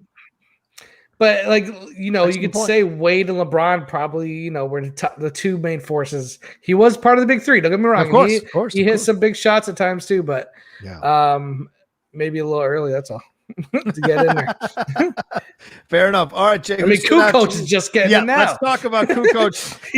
There was no way he was going to be voted in regular Hall of Fame. No. So this is his way around being an international player. But what do you think? Do you think he's a player that too many people look over and don't give enough credit to? Or just having some fun? Yes. Okay, please break it down. First of all, people got to remember, it's not the NBA Hall of Fame. It's the Naismith Memorial Basketball Hall of Fame. You're right about that. Because a lot of people forget that. They were like, well, how do some of these players go in this in the NBA? It's not the NBA Hall of Fame. There is the basketball. Kukoc was one of when we started talking about 6 men off the bench, he was the perennial 6th man off the bench. He was just as pivotal in the Bulls' runs as everybody else. He was the guy when he came over from overseas. He was one of those players. Remember how he talked about they were trying to bully him. Yeah. And again, his numbers spoke for itself. Again, the fact that he was overshadowed for so long, he still technically is because of how he's gone in. He went in via international committee. Now, that's not to say that the NBA voter, the AP, the voting body for the NBA won't eventually say he'll go in, but he should have gone in. He should have. Right. You know what I'm saying? Honestly, does Lamar Odom go in? We talk about essential, pivotal 6 men these are players that have come off the bench and have made the difference for their teams. Let's just be, you can think what you want about the starting 5s, but when you talk about these 6 men off the bench who came off the bench and made their team, who put their teams over the hump. You know what I'm saying? Again, and also somebody just mentioned Gary Castillo just said in the chat. Robert Horry. Again, These are three men that was like, yo, why are these three men are not being acknowledged the way they should be? And he hit some big shots, Horry. Robert Horry has 7 fucking rings. I know.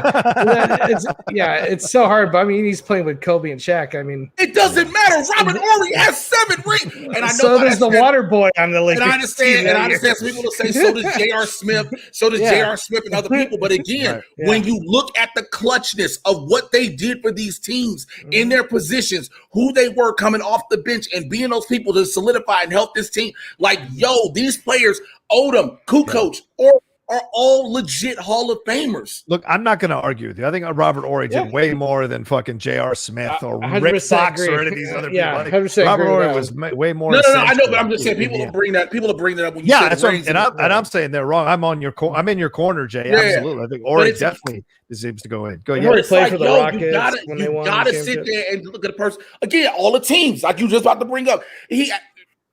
See. I mean, but again, and I know that argument can come up with a lot of people. I get it. Get it. What is it? James Jones, who was out there with LeBron. He got a bunch of rings. Everywhere LeBron went, he went. But who's the white kid? Matt, whatever his name was, that played with him in Miami. I forget what that kid was. The white kid on the wing who was popping trays all the time. You talking about Dellavedova? No. Damn, I can't remember. I'll think of it later on. But yeah, those are those kinds of players that you just gotta go, come on now. Oh, I agree that Michael Cooper deserves to be in the Hall of Fame. Hell yeah. I mean, if Ben Wallace is in the Hall of Fame, look, Ben won one title. Okay, one title. And yes, he was a 4-time NBA defensive MVP, but he won one title. That's what it is. Mike Miller.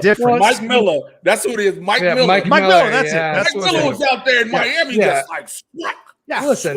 You can't just put it on rings. You have to look at their play and how they played in big moments. So I don't know exactly what goes into, I don't know what they're looking at when they look for these players. I don't know what the parameters are, but it has to be a huge range of things. Is there a cap on how many people you could put in 1 year? Because again, when it comes to the eligibility year, when you're looking okay, their 5 years is up. These are who are eligible, but you're only allowed X amount of people. Then if that be the case, I get it. The top tier people go in. I get it. But if we keep doing that, then you'll have some players who will never eventually make it because the 5 years will always keep elapsing and some new people will consistently keep coming out, being eligible. And those we've been saying in the past that should have gone in won't go in. Yeah. Is this true? Do you have a Ricky Davis? No, Scalabrini. I got Scalabrini. I believe that. White Mamba. Put him in the Hall of Fame.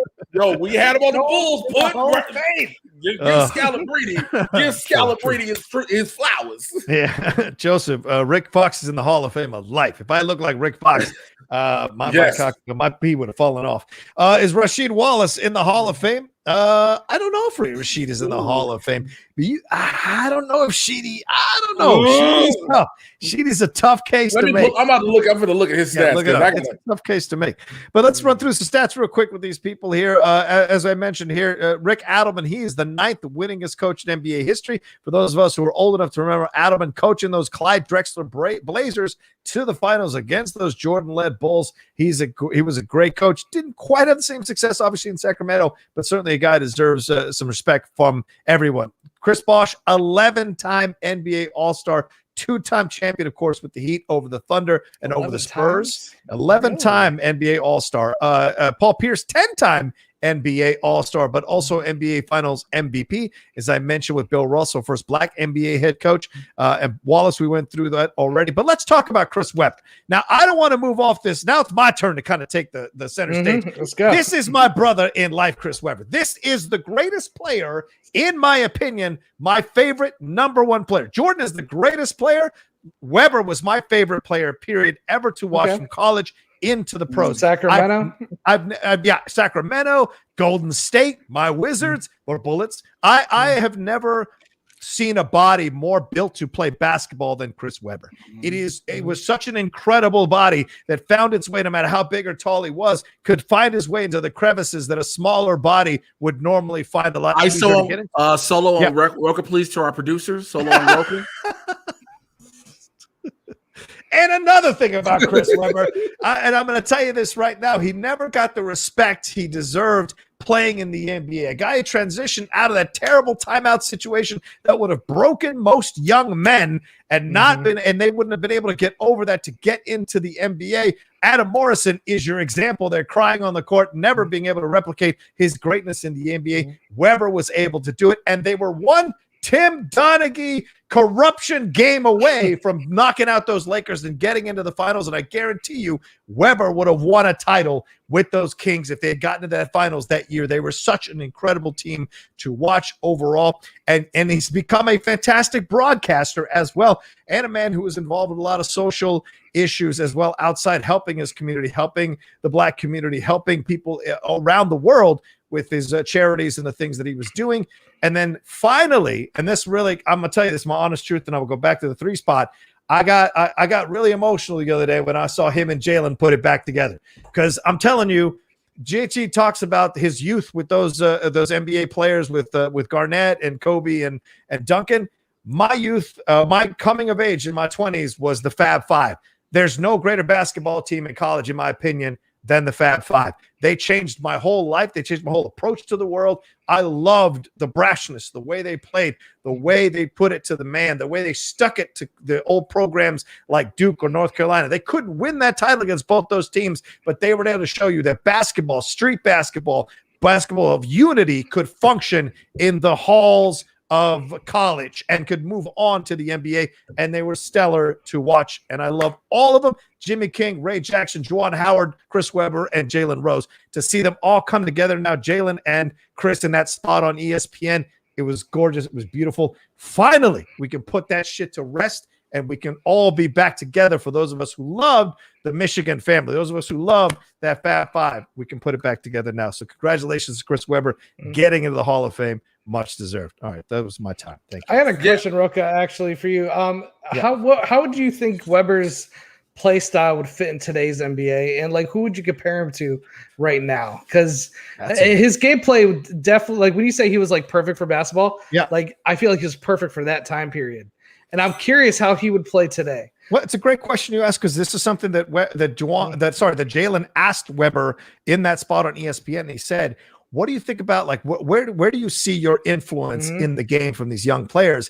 And he said, well, dude, we copied off Magic. So I see other players coming in, copying off of us. These big men that are 7 foot tall and shooting threes and finding their way inside and moving the post game. Whether this is Webber influence. When you see Giannis running the court as a point guard, that's a Webber influence. Webber was one of those guys who, at the time in the NBA, who could run point as well as any point guard in the NBA, and he was changing the game. Like Nowitzki changed the game for foreign players and for players, tall players shooting outside. Webber changed it. You could run the floor. You could run the court. And I think that he showed the versatility of big men, the possibility of big men overall, and changed what it meant to be a center in the NBA and a power forward in the NBA. So that's what I would say to you. I agree. Overall. Yeah. He had the mid-range game. He kind of was like a switchblade. He could do it all, like, or not switchblade, a Swiss Army knife of a player. He could play several positions. Sacramento, that team felt like a team of the future in the past. Like they played differently than Mike Bibby. Jason Mike Bibby, Doug Christie, Stojakovic, Webber, White Chocolate, Bobby Jackson, Divac. Divac. Oh man, dude, Stojakovic was a killer. This team dude. Listen to me. I have a TV back here. I have PS5. When I play NBA 2K, I go back and I play with the Sacramento Kings. They're my go-to team. They were the team to play. They were the team. They are my go-to team when I play classics. Because when you go play NBA 2K, you can play current or classics. Wow. Sacramento is my team to go to when I go to classics. I also like to play with the 07 Celtics, of course. I also like to play with the Penny Hardaway, Shaq, 95 Orlando Magic. But if I had one game to win, I would take that Sacramento team. Oh, also I have the stats as to why Rasheed Wallace should be, but then why he didn't make it. So if you look at why Rasheed Wallace should have made the Hall of Fame, he's a 4-time All-Star, NBA champion, 95-96 NBA All-Rookie first team, right? But if you look at his stats against everybody else who played in this position, from 2000 to 2005, 17 points per game average, 7 rebounds, 1 block, basically. Chris Webber, 23.7, 10.6 rebounds, 4.5. Tim Duncan from 2001 to 2006. This is all in a 5-year period. So that's how they did the gauge of it. Yeah. Tim Duncan, 22.1 points, 12.1 rebounds, 2.5 blocks. Dirk Nowitzki, 24.6 points, 9.1 rebounds, 1.1 blocks. Kevin Garnett, 22.6 points, 12.7 rebounds, 5.3 assists. So it's like, in the same range, like, we all would say, yo, what about Rasheed? But then you compare him to everybody else and you're like, oh, I get it. It's just because they used a 5-year span. Yep. Which is fair. Because you could be a really good player, but not be a Hall of Famer, you know? Yeah. You could be just a really, really, really, really good player. Yeah. It's hard. That's why it's hard for me sometimes how they decide who is in the Hall of Fame and who's not. Because I think you can make cases for a lot of people who did it and did make it. Yeah, it's a fair point. I think Weber would. Bruce Campbell says Weber would kill it today. I think so. I mean, if you could put Weber on that Golden State Warriors team now, say good night, son. Well, Green has a similar game in some ways. Yeah. Except Weber's way more better. He's way more smoother than Green. Yeah. Like Lamar Odom was a version of Weber. Yeah. Those kinds of guys. Absolutely. Hey guys, cool. This is from Olusegun. Oh yeah, he told me how to say his name. It's been a bit. Sorry, Olusegun. He said, "Hey guys, cool. Winston isn't here, but quick question: who are you surprised is in the Basketball Hall of Fame? Mine was Ben Wallace over Chauncey Billups because he was more important to that Pistons team, in my opinion. That's a fair point.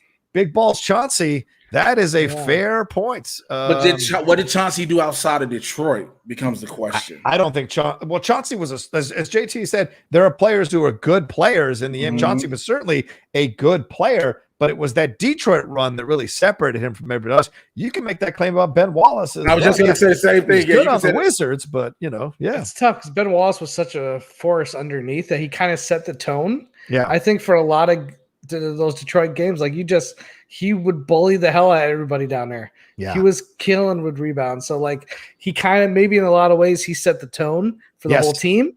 And the team, obviously was a great team. And Rip Hamilton, my UConn, I was a big fan of his back then. So I watched a lot of those games because of Rip Hamilton. But yeah, Ben Wallace was just, obviously he wasn't Shaq. He's not a freak of nature like Shaq, who's no. But he definitely put his mark on the court. And I think a lot of times set the tone for the team. Yep. Especially defensively. Yeah, for sure. Hey, Gregory Castillo said, hey, Billups didn't have to guard Shaq. Listen. Yeah, there you go. Good point. There you go. Ben Wallace had to guard Shaq. And that was dangerous. That was dangerous Shaq back then. When he was guarding him. That was Shaq that was still damn near they had to tell, stop tearing down rims, fam.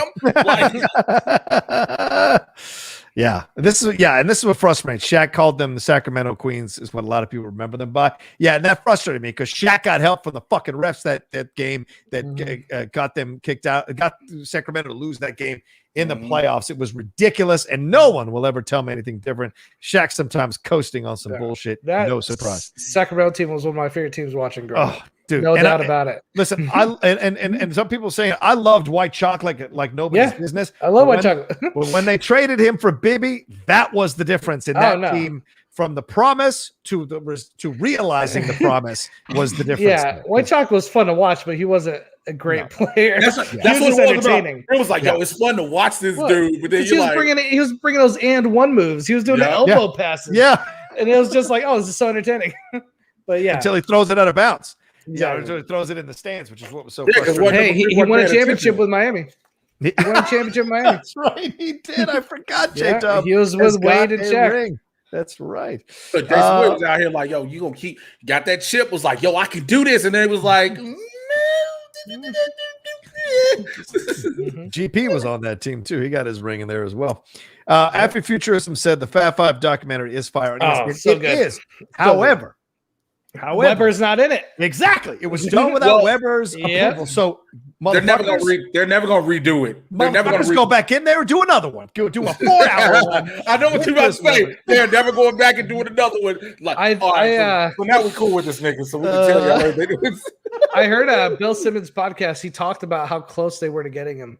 Yeah. To the point where I think there was a point where they had like a room set up where they were going to interview him, and like he backed out last minute.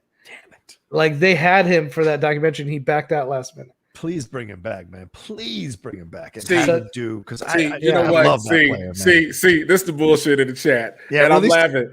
Release the Weber cut. You see this? Release the Weber cut. There we go. Yes. Yeah. Fuck yes. Fuck yeah. The Fab 5-2 Electric Boogaloo. Absolutely. Set it up. Let's make it happen. So congratulations to everybody though who's getting into the Naismith Basketball Hall of Fame. Much deserved. All of you, so many incredible people, so many people. It's great to see women getting inducted more and more frequently for their contributions on into their game as well. So good to hear. And one of the sad things though is that Chris Webber is not going to be calling the games coming into the playoffs. Him and TNT could not figure out a deal here, and it's so sad because Marv Albert also announced that he's retiring at the end of the season. Man. So these guys who I've enjoyed listening to them call games now will not be calling these NBA playoffs, and it's a shame. Yeah. It's a damn shame. Listen, I'll admit that I'm going to miss Marv Albert way that I'm going to miss Chris Webber. Well, that's of course. Everyone, he's like 80, so I get it. I understand why he's done. That's the I think that's the transition of a generation gone because Craig Sagan's passed away. Marv Albert's going. Nobody's trying. Pretty soon you're going to have Jeff Van Gundy be like, I'm about to coach again at this. Somebody go offer him a whole lot of money to come from behind that booth to coach. Because Van Gundy going to come down there and all of a sudden y'all going to be like, wait, is his assistant coach? Yep, Mark Jackson. Yep, it's Mark Jackson because Mark Jackson deserves a job. I will say it on this show. Mark Jackson, deserves a job in the NBA. All right. As a coach? As a coach? Assistant coach. Okay, I'll go with assistant coach. Did it Inside the NBA also get into the Hall of Fame this weekend also? I think so. Yeah, Inside the NBA did as well. Yeah, that's right. Do you think Weber might go there? I mean, not join the desk, but like maybe Tuesdays, maybe Tuesdays. I would say because the desk ain't changing nobody. No, desk ain't changing nobody now. No, but maybe they used to have Garnett do those like halftime shows with the crew. Like that's true. He could come on and be a full-time announcer, but he could come in and talk. Well, to be honest with you, he's 48, right? Like Webby has money. He can do whatever he wants. Yang, man. He went through the 90s when they were giving you $125 million a year to play basketball. So he is like, again, that's the thing though. We keep saying this like, they got money, they good, but these motherfuckers are still working. That's true. That's true. They want to work. Getting $1 million deals, $1 million deals. These ain't 100, you get 65,000. No, you basically covering 72 games, or maybe like what? How many games does TNT cover? What, about half, if that? 36 during the season. Y'all make it at least a couple, like maybe 80 grand a game just to talk about it. Game. Like they make a couple mil off that alone. They making the money for the game to cover the game. Then that night before COVID, going to blow it at the bar. It's true. Rocha, I want 80,000 a week going forward.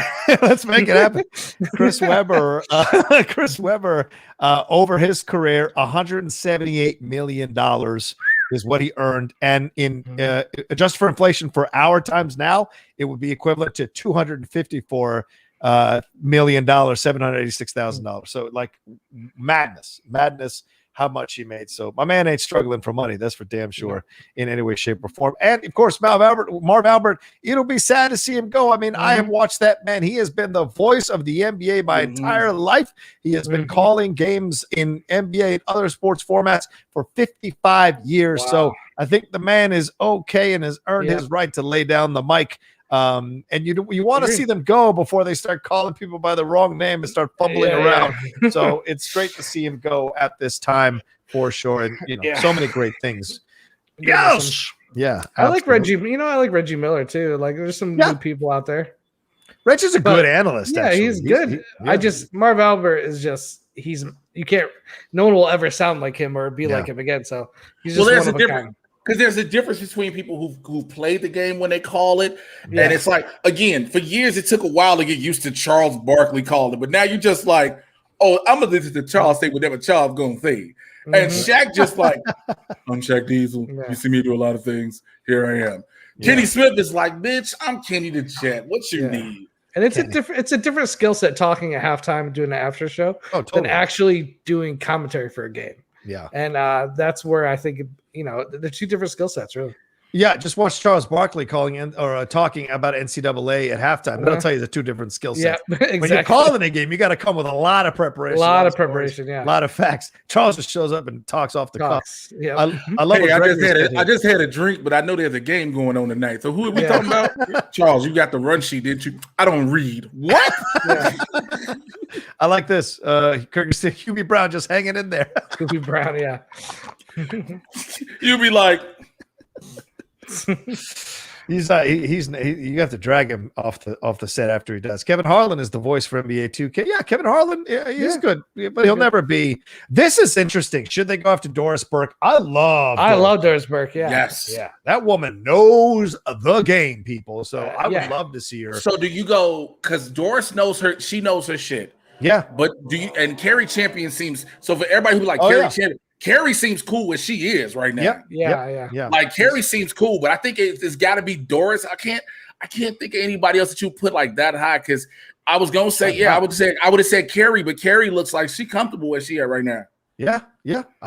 Carrie Champion's good where she's at. I like where if you move Doris Burke into that Marv Albert or one of these top spots to call the games, I'm 1,000% down with it. I've listened to her call some games. She is great at calling games. It's funny hearing people talk about the game, and it's like there's times where you listen to those guys like this guy doesn't always talk. It's not that he doesn't always talk about, but you just don't agree with like his game plan. Every time Doris comes up like what the team should do, if I was a coach, I'd have a radio. Doris said we need to set 3 spins. We need, like I'd be using her as a damn coach. Like she's so smart. I got somebody at home watching the game sending me a text message at halftime. So Doris said y'all need to be this. Okay. I swear. I'm re-racing the whiteboard. I'm like. Whenever there's like 10 seconds left and like Doris is like, this is what they should do. I agree with her almost every time. I'm like, yeah, that's exactly what I would do if I was coaching. Yeah, that's true. That's a good point. Big Doris Burke fan. I like to watch Chuck show up on NHL broadcasts next season. Oh, dear Jesus. The guy, because they got a deal. They got to hit the putt over there in the net. So they got if the 3 players on the field, and then listen. So what happens is the white man punched the black man. Chuck, what the fuck are you talking about? Like, oh, I'm watching a soccer game. My bad. Oh man, that's hilarious. All right, we got over 100 likes for y'all watching us. Thank you so much. We appreciate it madly, very much. And we'll hit this one last story before we get on out of here. I'm going to give a little bit of love to my Liverpool here. They won this game over the weekend. First time ever that a goalkeeper has scored a game-winning goal in the Premier League history of the entire time it's been around. So pretty phenomenal stuff. They came back to win against West Bromwich Albion 2-1, keeping alive their hopes to get into the top 4 overall. And I don't know if I can bring up the video. Maybe I'll get in trouble, so maybe I won't because I don't want to get dinged. But let's also move on to this other story. I'll look for the video, but it's one of those stories. All right, it's not official, but Tim Tebow, Urban Meyer, Jaguars. Talk to me. This has been so much. This has been so controversial.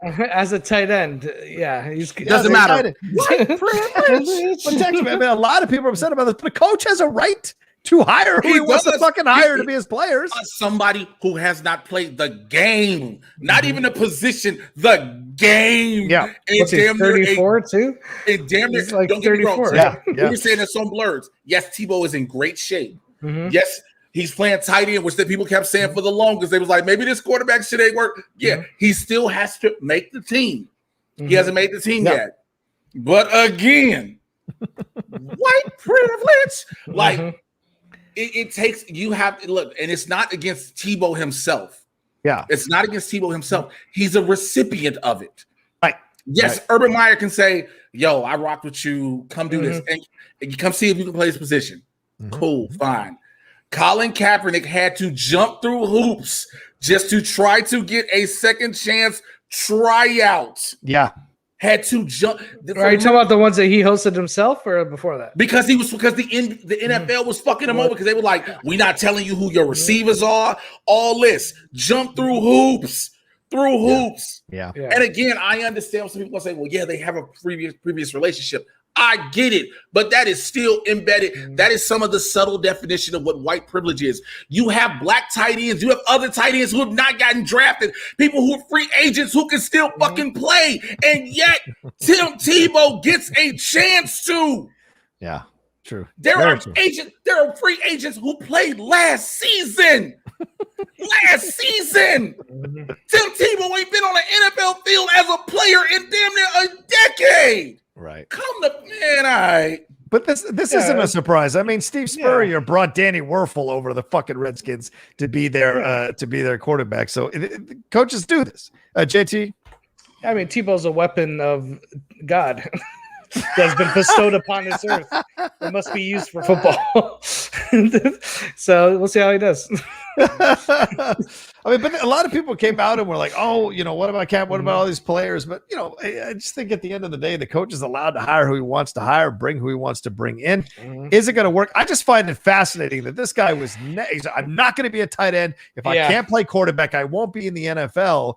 And he goes off to, play in the minor leagues for the Mets and do what he's doing with his community and his ministry. Respect to that, whatever you want to do there. But then this is the way he's coming back at this age.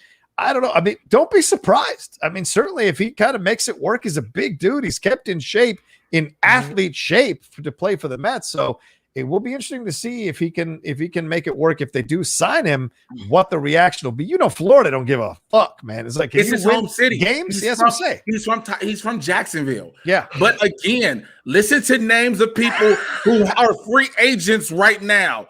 Let me see. Let me see real quick. Available. Yeah. I'm about to show you the ones that talk about the ones that are available. Jesse James, Tyler Eifert, who just played with the fucking Jaguars. Right, Tyler Eifert, yeah. You know what I'm saying?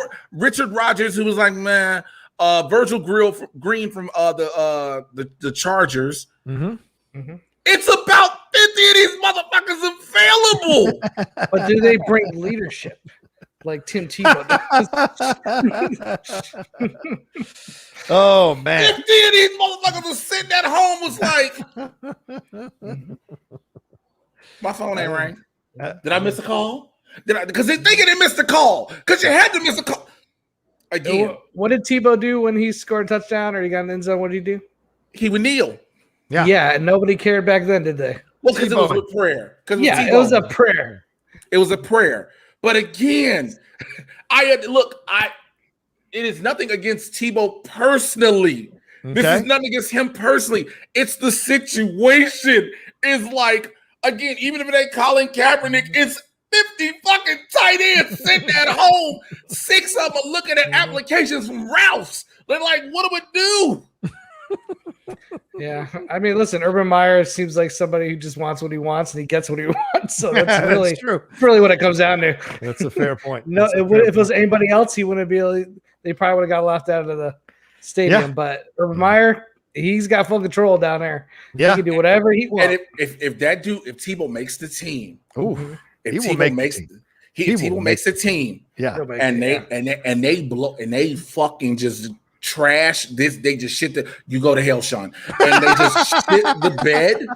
If Jacksonville shits the bed this season, there's going to rain all type of hellfire and brimstone and criticism on Urban Meyer. Well, from everywhere. Here's the thing. I don't think, they can't shit the bed, but they don't have to have like a huge winning season. First year quarterback, you need to be up there. You need to be up there. They need to be competitive. Yeah. If they're competitive, that's what I think the expectations are. I don't think everyone's thinking Super Bowl at Jacksonville. Not especially when in the same state you got Tom Brady over there with all the weapons. You just need to be competitive, and you want to see Trevor Lawrence make the jump to NFL. Well, I'll be honest. Tebow might make the team. He might never get the ball thrown at him once. We'll see. That's certainly a possibility. Look, the power of positivity and prayer is with Tim Tebow. He is going to have a play, or it is his home stadium. It is meant to fill up that stadium. Who's the backup quarterback? It does not fucking matter. I hope all of them get hurt and Tebow has to come in. Don't do this. Don't do this. Week 16 to make the playoffs. And Tebow is the quarterback. It's going to be one play. It's just going to be one play where Tim Tebow catches a reception. It doesn't have to score. It just needs to be positive yardage to win the Super Bowl. Imagine if Tebow caught the winning Super Bowl touchdown. The world would explode. Oh my God! How amazing would that be? That would be phenomenal. You couldn't write that in a movie, man. You couldn't write a movie with that because it'd be like, I want to believe it. Tebow game-winning Super Bowl touchdown. Hey, listen, Tampa he pulls miracles in the playoffs, man. Every player that won, Tampa won Super Bowl last year, and every player that caught a touchdown pass was not on that team the year before. They all came to play with Brady. That's true. That's true. Somehow they left Gronkowski wide open for two touchdowns. Two times, twice in the world. And just a quick clarification there, Rocha, who's a Manchester United fan, so he's not that smart. He said the first keeper to score with his head, not the first keeper to score. I know that, bro. That's what I said. He was first keeper to score a game-winning goal.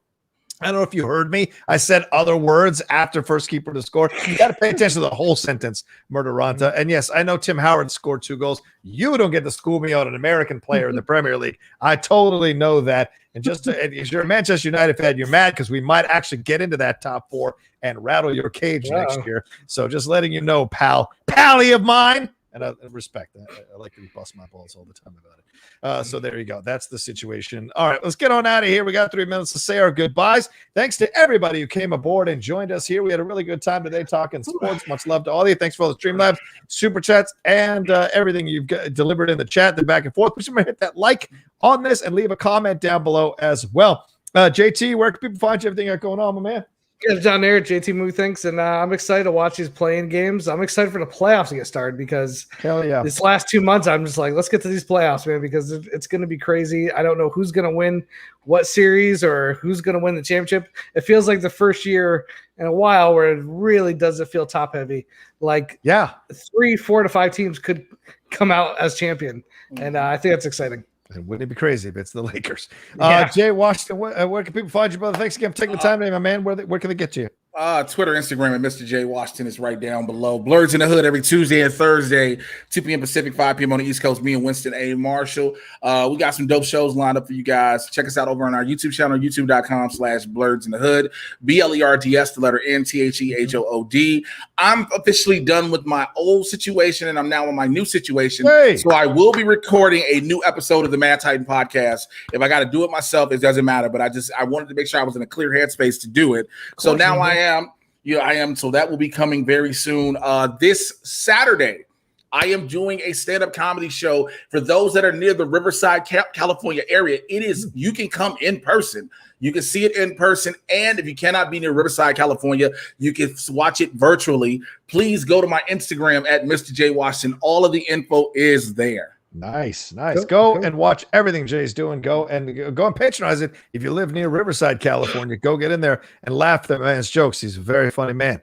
For sure. All right, you can follow me at The Rocha Says on Twitter and on Instagram. See all the stuff we're doing here. Please remember to subscribe down below. That is number 1. Hit subscribe, then hit that button. We're close to that 16,900 mark. Let's get to 17,000 now and start marching towards that 20,000 goal in July. So come be a part of it. Got so much going on here.